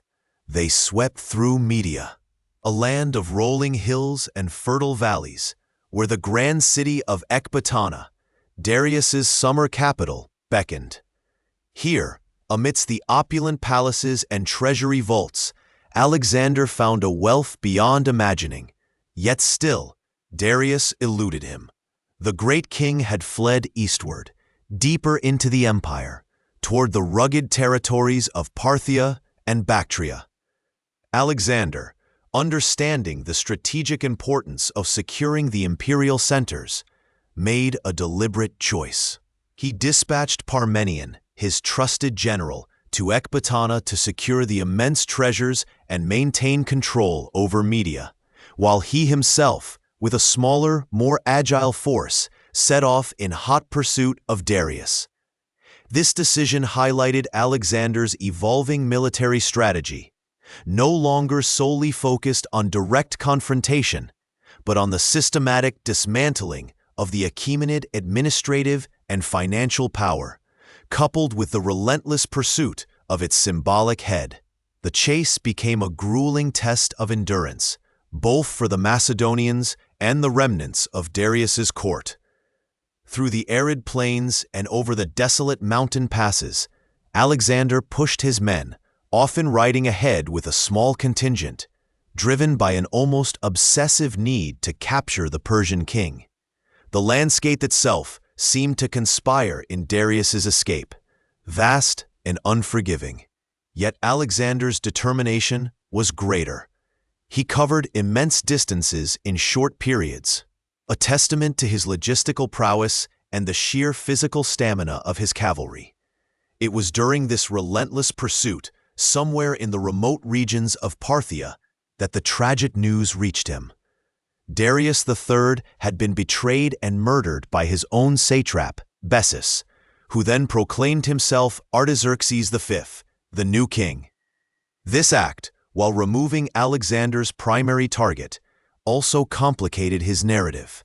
He had sought to defeat Darius in battle, to claim the empire through conquest, not to inherit it through regicide. The death of Darius, however, solidified Alexander's position as the de facto ruler of the Persian Empire, even as it presented him with a new, more elusive foe in Bessus. Upon finding Darius's body, Alexander, in a gesture that has puzzled historians for centuries, ordered that the fallen king be given a royal burial with full honors in the Achaemenid necropolis at Persepolis. Some see this as a shrewd political move, an attempt to legitimize his rule in the eyes of the Persian populace by showing respect for their former sovereign. Others interpret it as a genuine act of reverence for a defeated yet noble adversary. Perhaps it was a complex blend of both, a reflection of Alexander's evolving understanding of kingship and empire. He was not merely a conqueror, but a potential successor, and such an act could smooth the transition of power. Before the pursuit of Darius, Alexander had turned his gaze toward the heart of the Persian Empire itself, Persepolis. This city, The ceremonial capital was not merely a collection of buildings. It was the very embodiment of Achaemenid power, a testament to centuries of Persian glory. Its magnificent palaces, built by Darius I and Xerxes, adorned with intricate reliefs depicting tribute-bearers from across the empire, stood as a symbol of Persian dominance. The journey to Persepolis was arduous.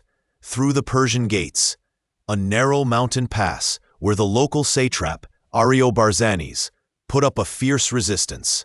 Alexander, ever the brilliant tactician, outflanked the Persian defenders, leading a portion of his army through a secret path, surprising them from the rear.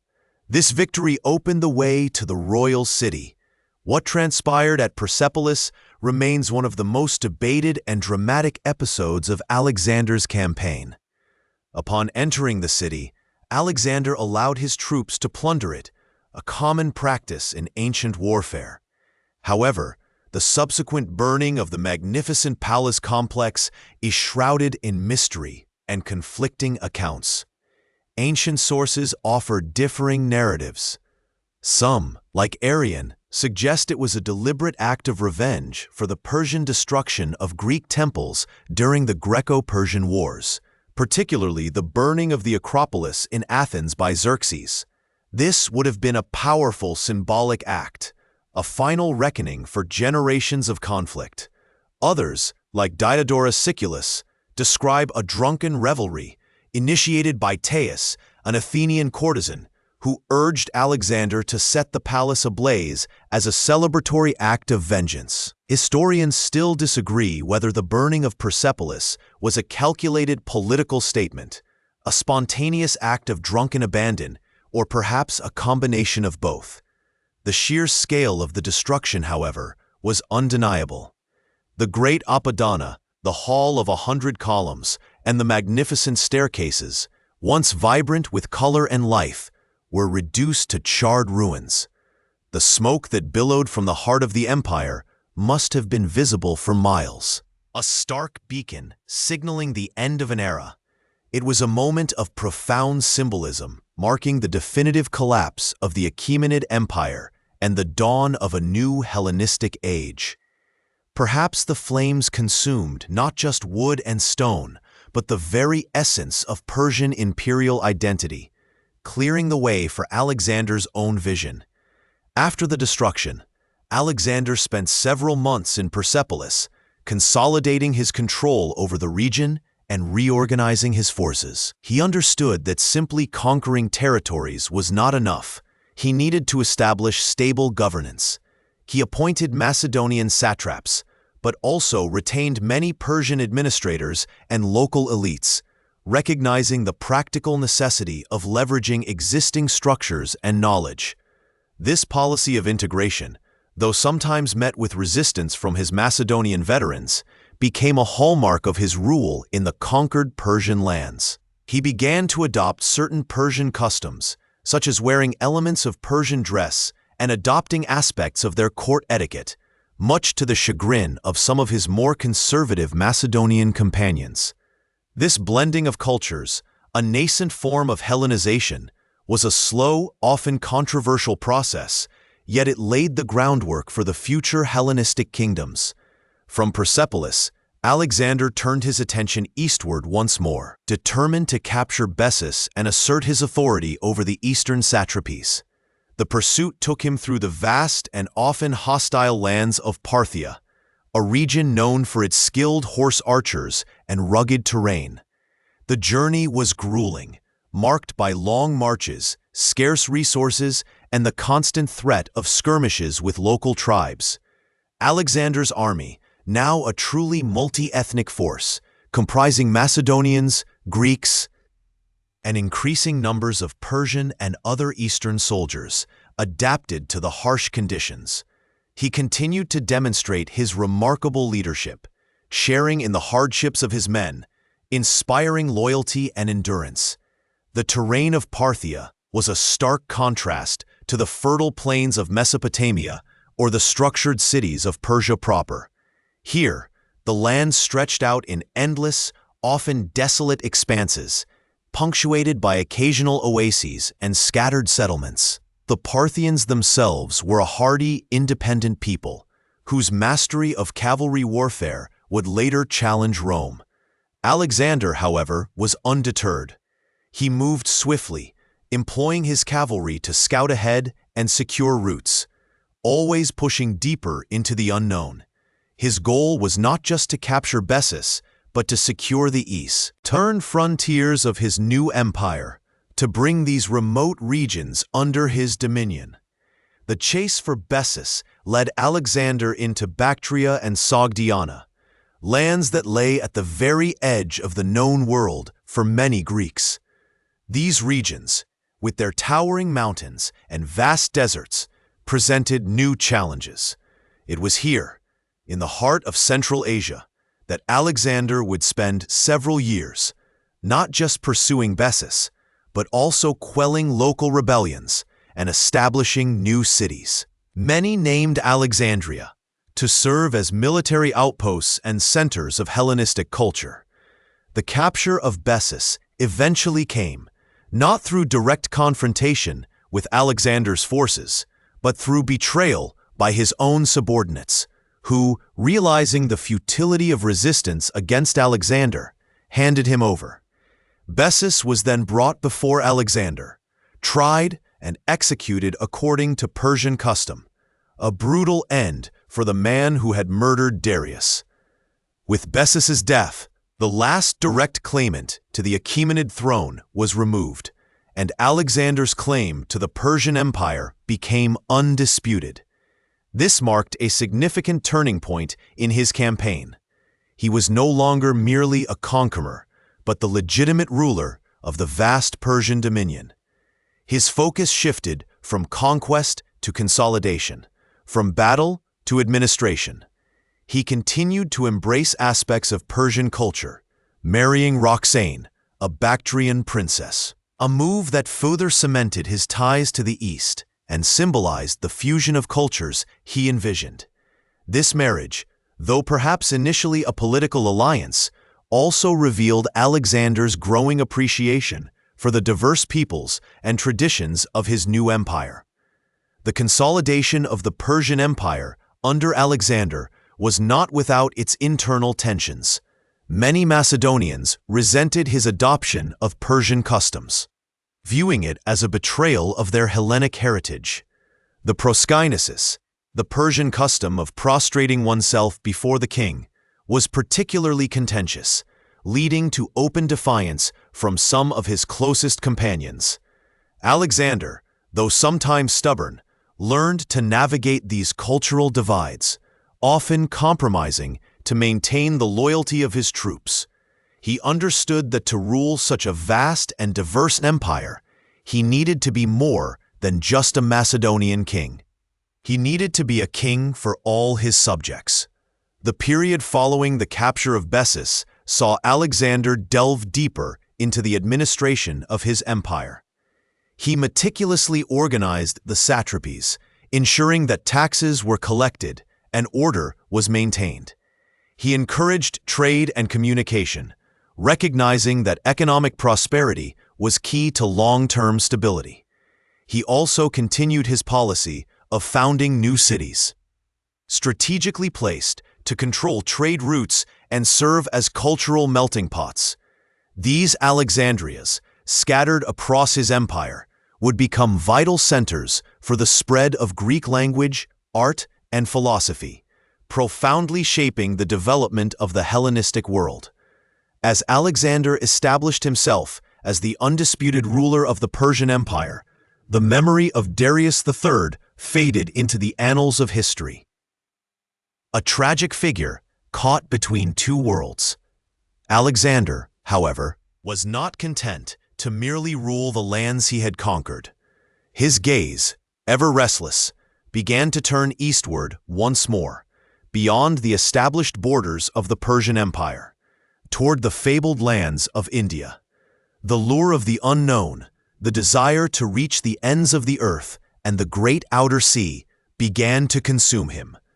The consolidation of Persia was complete, but the grand adventure of Alexander the Great was far from over.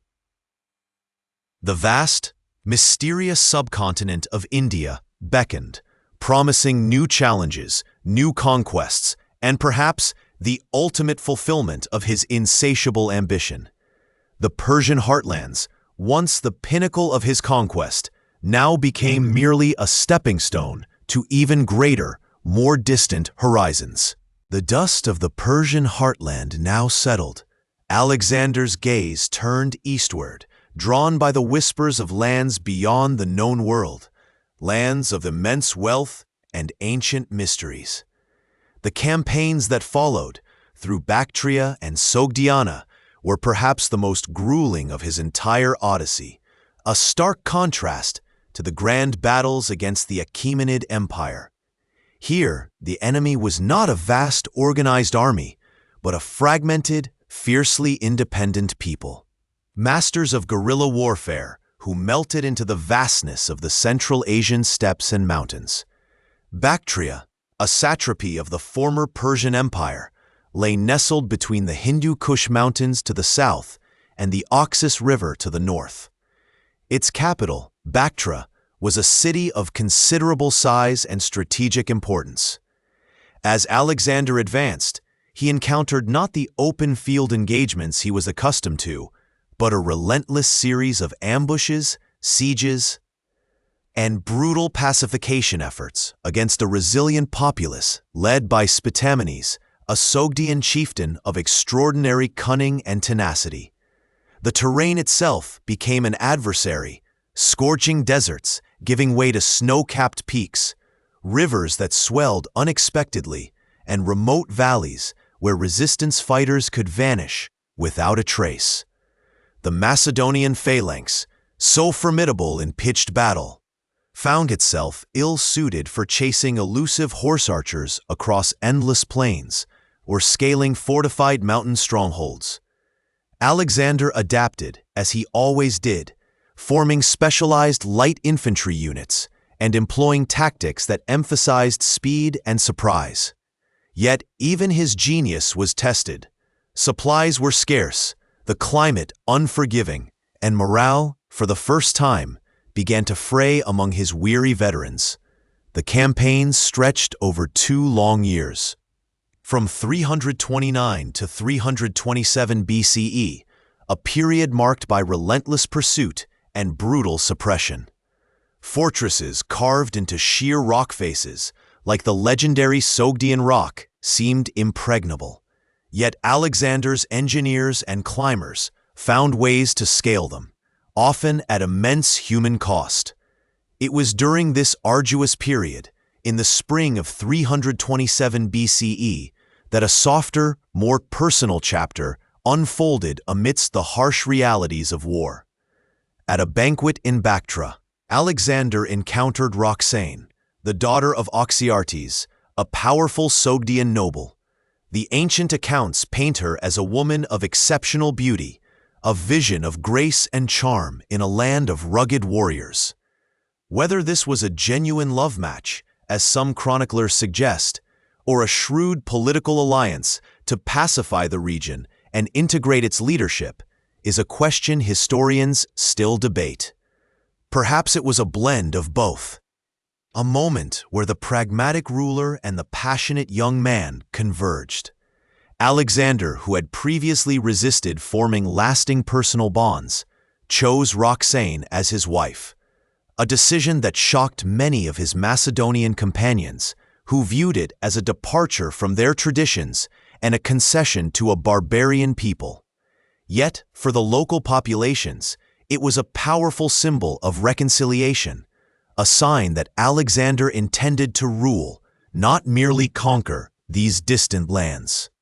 With Bactria and Sogdiana finally brought under his tenuous control, Alexander's insatiable curiosity and ambition turned to the legendary land of India. The tales of its immense wealth, gold, jewels, exotic spices, and its formidable elephants had reached him through Persian accounts. He envisioned reaching the ends of the earth, the great ocean that was believed to encircle the world. In the spring of 326 BCE, he launched his invasion. An undertaking of staggering logistical complexity. His army, numbering perhaps 40,000 to 50,000 men, along with a vast train of camp followers, engineers, and supply wagons, began the perilous crossing of the Hindu Kush Mountains. These were not the gentle hills of Greece, but towering, jagged peaks, some reaching heights of 15,000 feet, still blanketed in snow, even in spring. The passage was slow and brutal, with men and beasts succumb by, going to the cold, the treacherous passes, and the sheer exhaustion.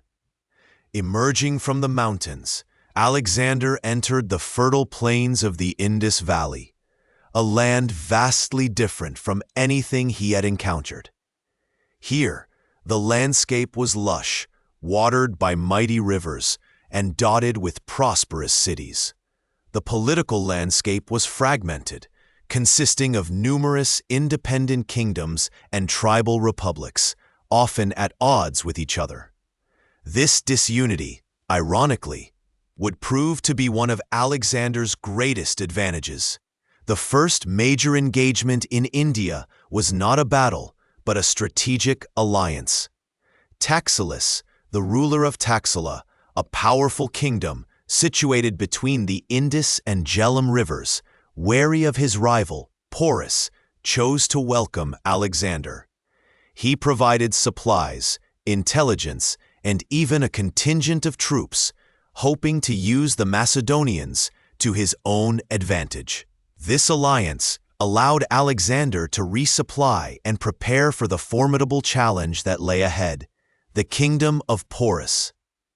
King Porus was a ruler of immense stature, both literally and figuratively. He was said to be over 7 feet tall, a commanding figure who ruled the lands between the Hydaspes, modern Jhelum, and Essenes, modern Chenab rivers. Unlike Taxiles, Porus was determined to resist the invaders, and he possessed a weapon Alexander had never truly faced in battle before: war elephants. He had an estimated 200 of these magnificent, terrifying beasts, along with a large infantry and cavalry force. The stage was set for the Battle of the Hydaspes River, one of Alexander's most challenging and celebrated victories. The Hydaspes was a wide, fast-flowing river, swollen by monsoon rains, making a direct crossing impossible under the watchful eyes of Porus's army on the opposite bank. Alexander employed a brilliant tactical deception. For days, he marched his troops up and down the river, feigning multiple crossing attempts, keeping Porus's forces constantly on alert. He also ordered the construction of numerous rafts and boats, further confusing the enemy about his true intentions. Under the cover of a fierce thunderstorm, Alexander led a detachment of his elite troops several miles upstream, well out of sight of Porus's main camp. Using a wooded island in the middle of the river as a staging point, he launched a surprise crossing. The roar of the thunder and the driving rain masked the sounds of his men and horses entering the water. Porus, initially believing this to be another feint, sent only a small cavalry force to intercept. When he realized the true scale of the crossing, he was forced to march his entire army to meet Alexander, but by then, the Macedonian forces had established a bridgehead. The battle itself was a brutal, chaotic affair. Porus arrayed his elephants in the front line, a living wall designed to break the Macedonian phalanx. The sight of these towering beasts, trumpeting and charging, instilled fear even in Alexander's hardened veterans. However, Alexander had anticipated this. His archers and javelin throwers targeted the mahouts, elephant riders, and the elephants themselves, causing them to panic and turn on their own lines, creating disarray. The Macedonian phalanx, instead of breaking, adapted, using their long sarissas to jab at the elephant's sensitive eyes and feet, forcing them to retreat or go wild. The battle raged for hours. Alexander's cavalry, under the command of Craterus, managed to outflank Porus's army, encircling them and preventing their escape.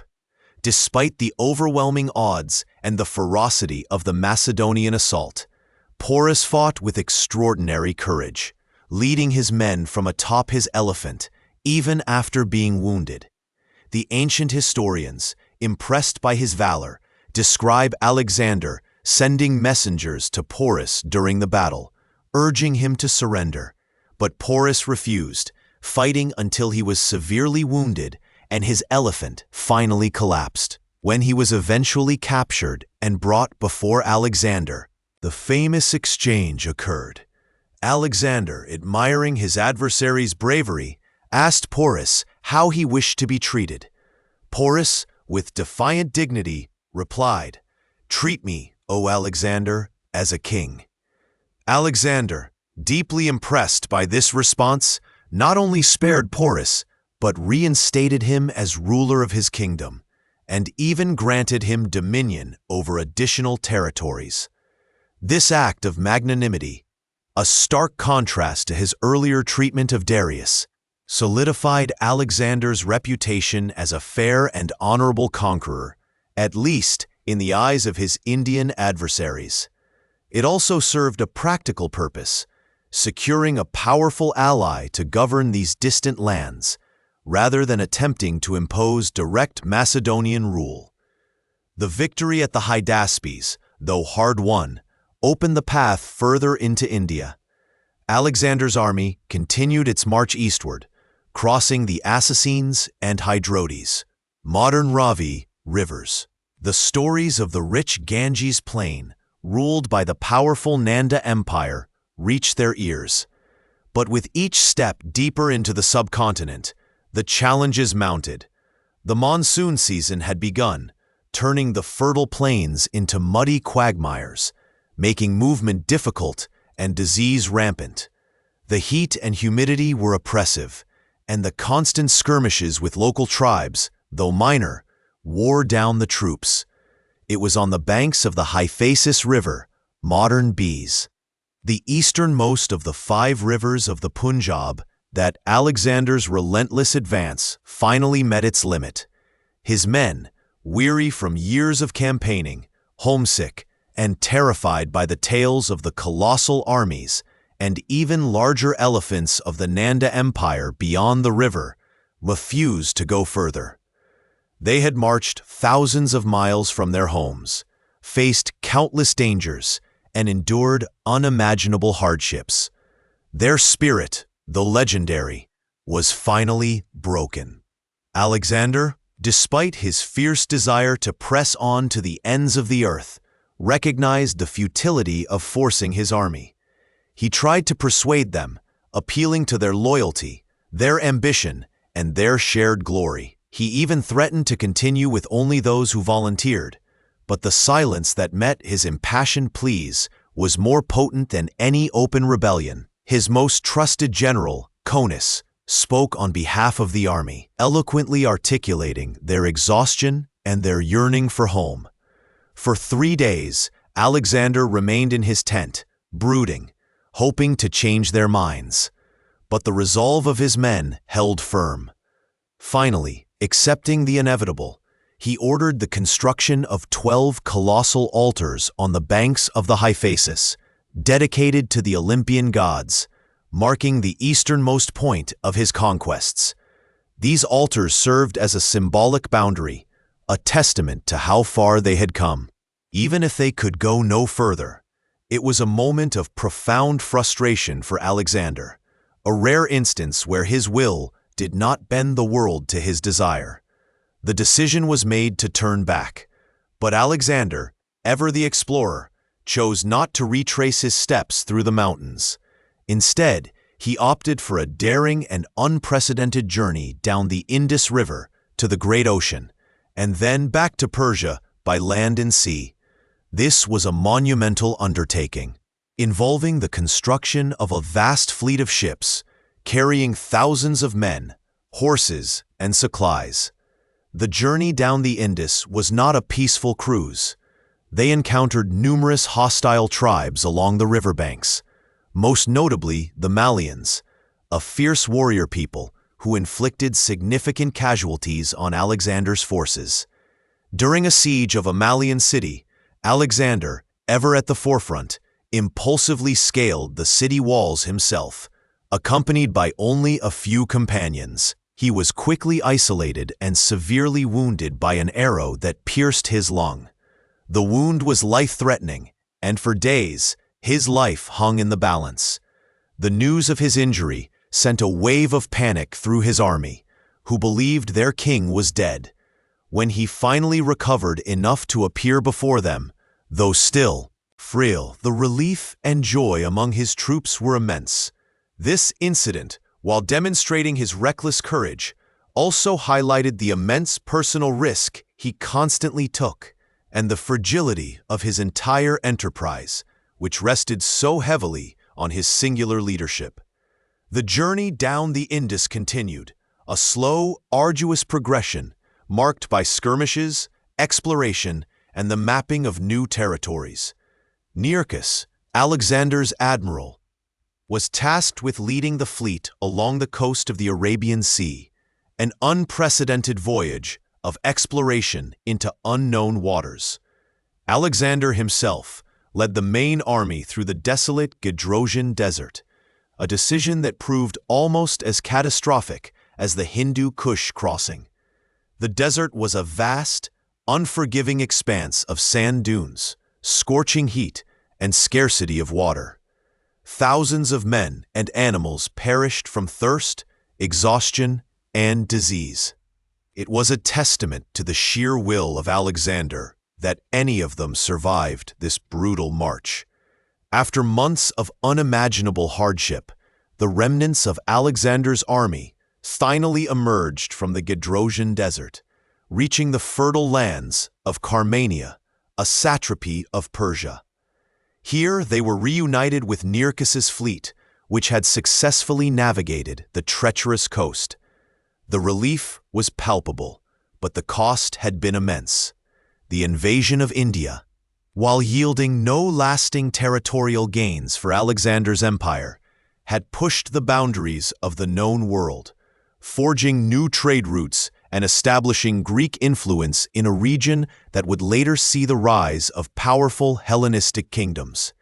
It was a testament to human endurance and ambition, a journey into the heart of a continent that remained, for the Macedonians, a land of mystery and wonder, forever just beyond their grasp. The sun, a relentless eye in the copper sky, beat down upon the weary army as they turned their faces southwest, away from the fertile lands of India and towards the harsh, unforgiving expanse of the Gedrosian desert. It was a strategic decision, born of necessity and ambition. Alexander, ever the visionary, sought to explore the unknown coastlines, to connect his burgeoning empire by land and sea, and perhaps to discover new routes for trade and conquest.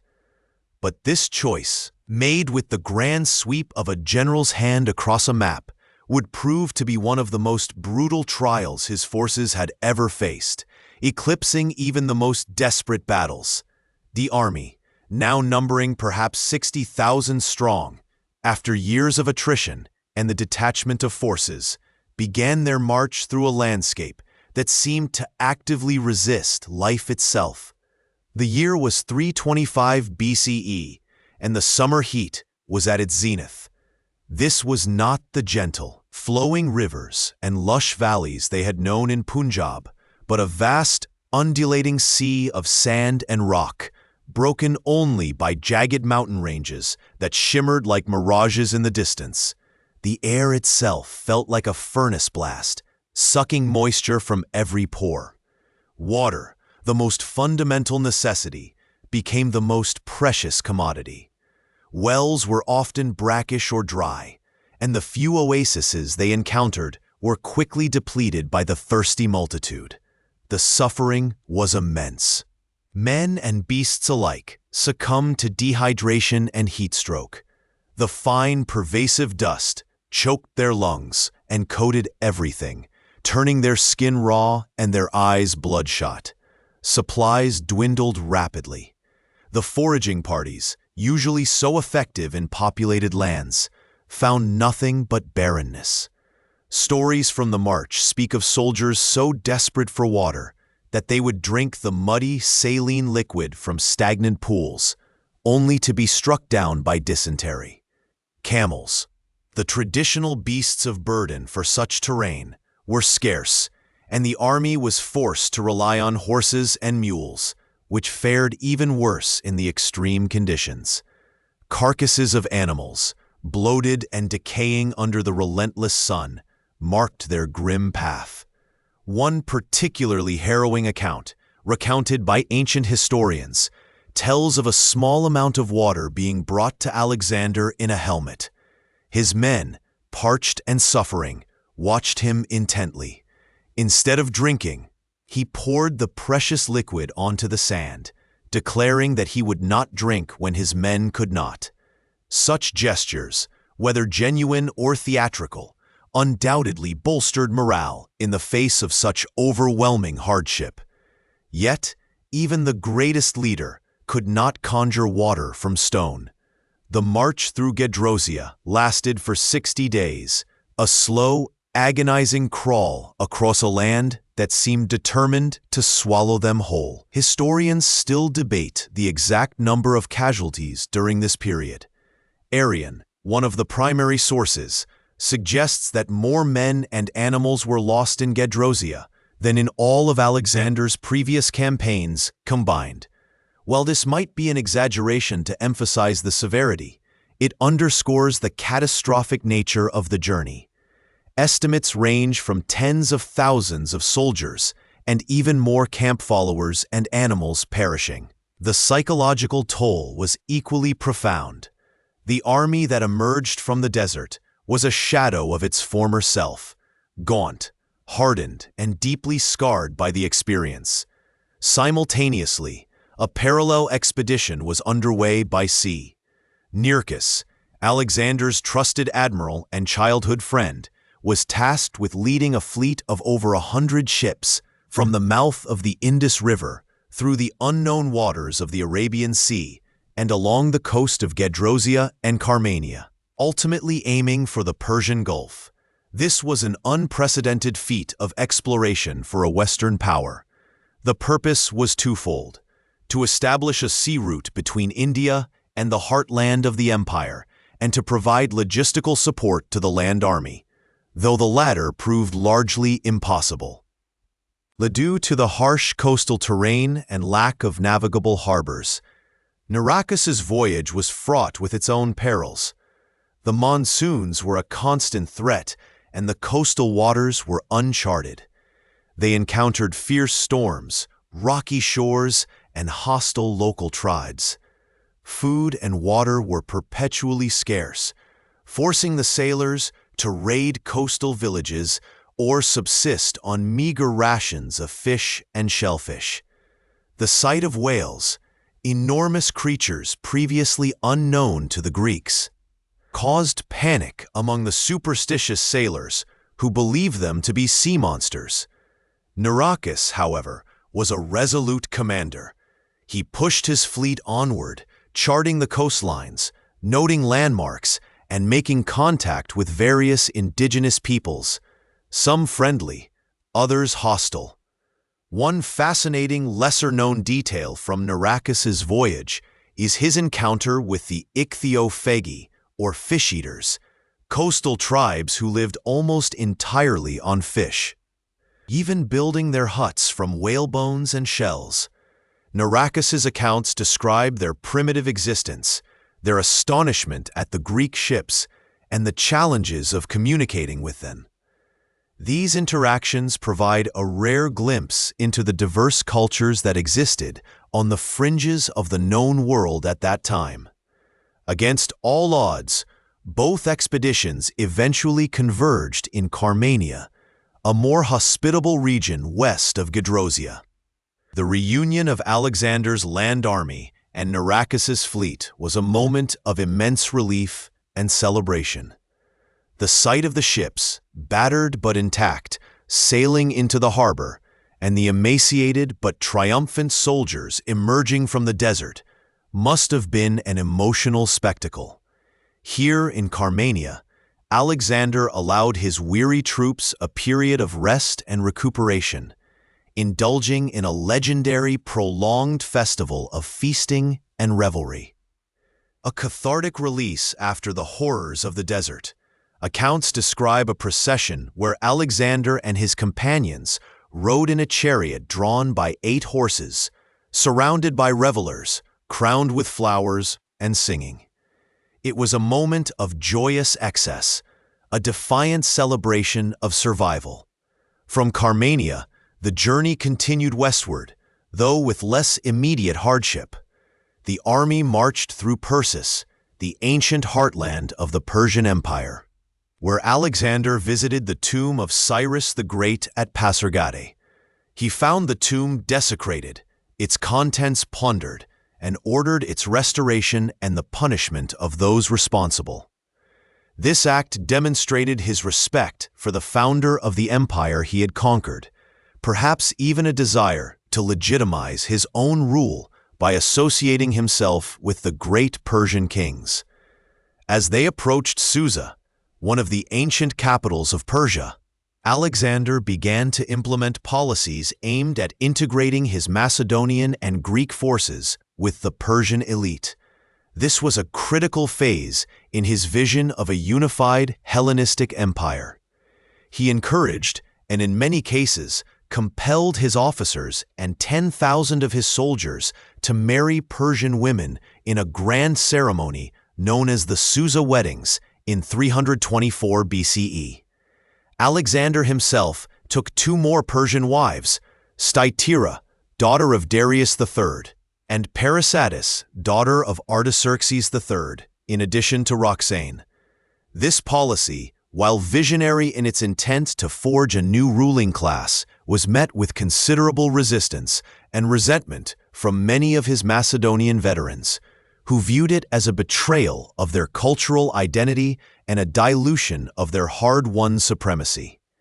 The return to Susa and then Babylon marked the end of Alexander's long campaigns of conquest and exploration. He had been away from the heart of his empire for years, and the administrative challenges were immense. Upon his arrival, he found that many of his appointed satraps and governors had abused their power, enriching themselves and acting independently. Alexander, ever decisive, launched a series of purges, executing or dismissing many corrupt officials, both Persian and Macedonian. This firm hand reasserted his authority, but also created an atmosphere of fear and suspicion within his own ranks. In Babylon, the ancient city of wonders, Alexander established his de facto capital. He began to plan new expeditions, an invasion of Arabia, the circumnavigation of Africa, demonstrating that his restless ambition remained undimmed.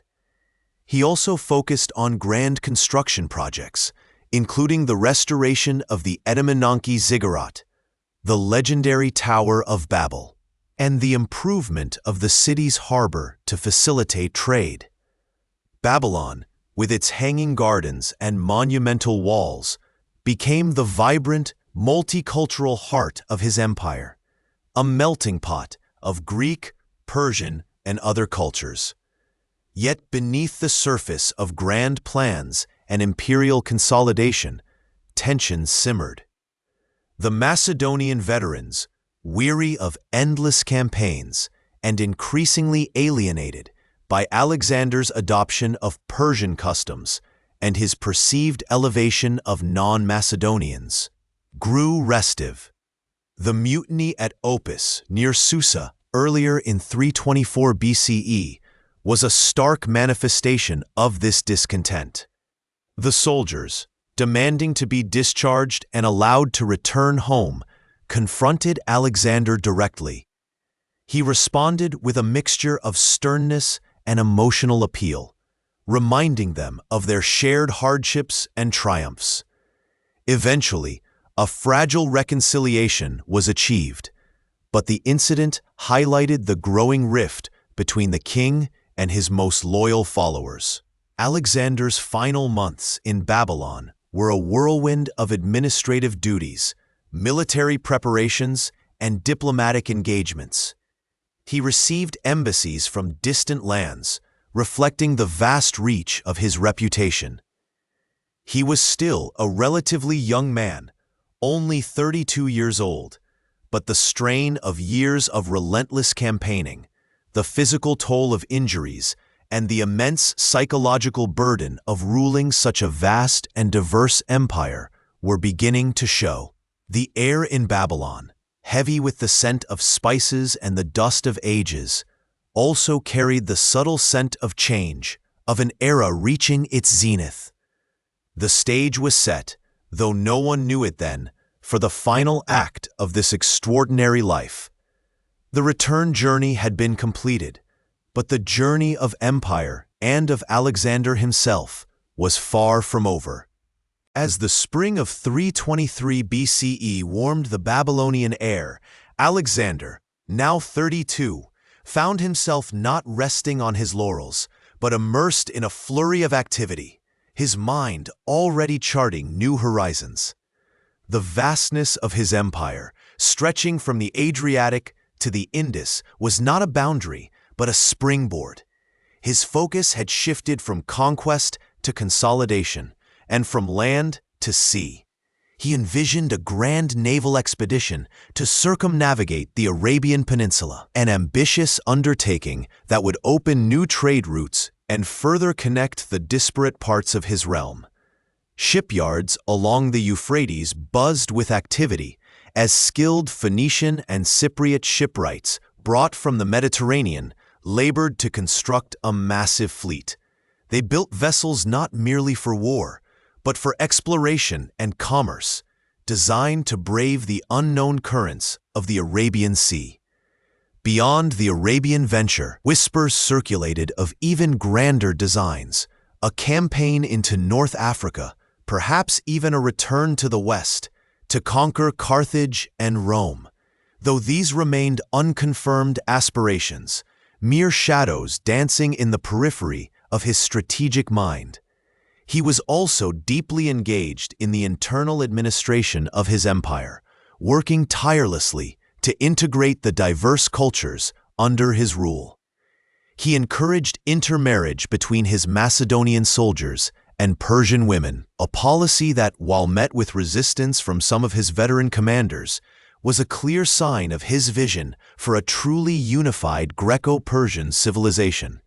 He founded new cities, often named Alexandria, which served as vibrant centers of Hellenistic culture and commerce, spreading Greek language and ideas across the conquered lands. His court in Babylon was a melting pot of scholars, engineers, artists, and diplomats from across the known world, reflecting his insatiable curiosity and his desire to learn from every culture. However, beneath this veneer of tireless ambition and grand planning, a subtle shift was taking place. The relentless campaigns, the numerous wounds, and perhaps the heavy consumption of wine had begun to take their toll on Alexander's once indomitable constitution. The previous year, while returning from India, he had suffered a severe lung injury from an arrow, which had left him weakened.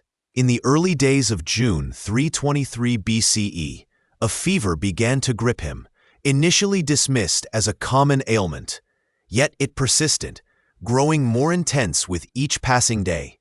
The symptoms were concerning: a high fever, chills, and an increasing difficulty in breathing. The royal physicians, among the best of their time, were at a loss. They administered remedies, but none seemed to alleviate his suffering. The exact nature of his illness remains one of history's enduring medical mysteries, with theories ranging from malaria or typhoid fever, endemic to the region, to a perforated ulcer or even pancreatitis. As his condition worsened, the atmosphere in the palace grew heavy with dread. His closest companions, the somatophylakes, or bodyguards, and his most trusted generals, gathered anxiously around his bedchamber. The news of his failing health spread quickly through Babylon, causing widespread alarm. The Macedonian army, fiercely loyal to their king, demanded to see him, to assure themselves that their beloved leader was still alive. In a final act of immense effort, Alexander was reportedly carried out on his couch to the palace courtyard, where he could be seen by his assembled troops. He could not speak, but he managed to raise his hand in a silent farewell, a poignant gesture that would forever be etched in the memory of his soldiers. On the 10th of June, or perhaps the 11th, of 323 BCE, Alexander the Great, king of Macedon, hegemon of the Hellenic League, pharaoh of Egypt, and great king of Persia, breathed his last. The moment of his death plunged the empire into an immediate and profound crisis. His final words, if indeed he uttered any, were a subject of intense speculation. The most famous account, that he bequeathed his empire to the strongest, boikratistoi, is widely cited but lacks definitive contemporary confirmation.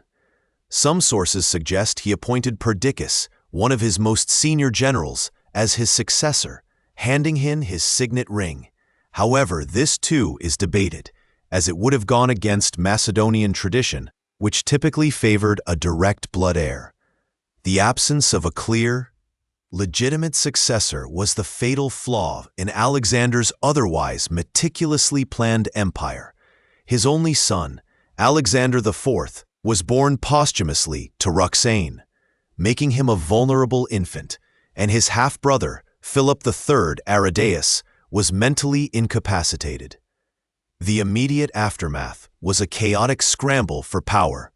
The generals, who had served Alexander faithfully for years, now found themselves vying for control of his vast legacy.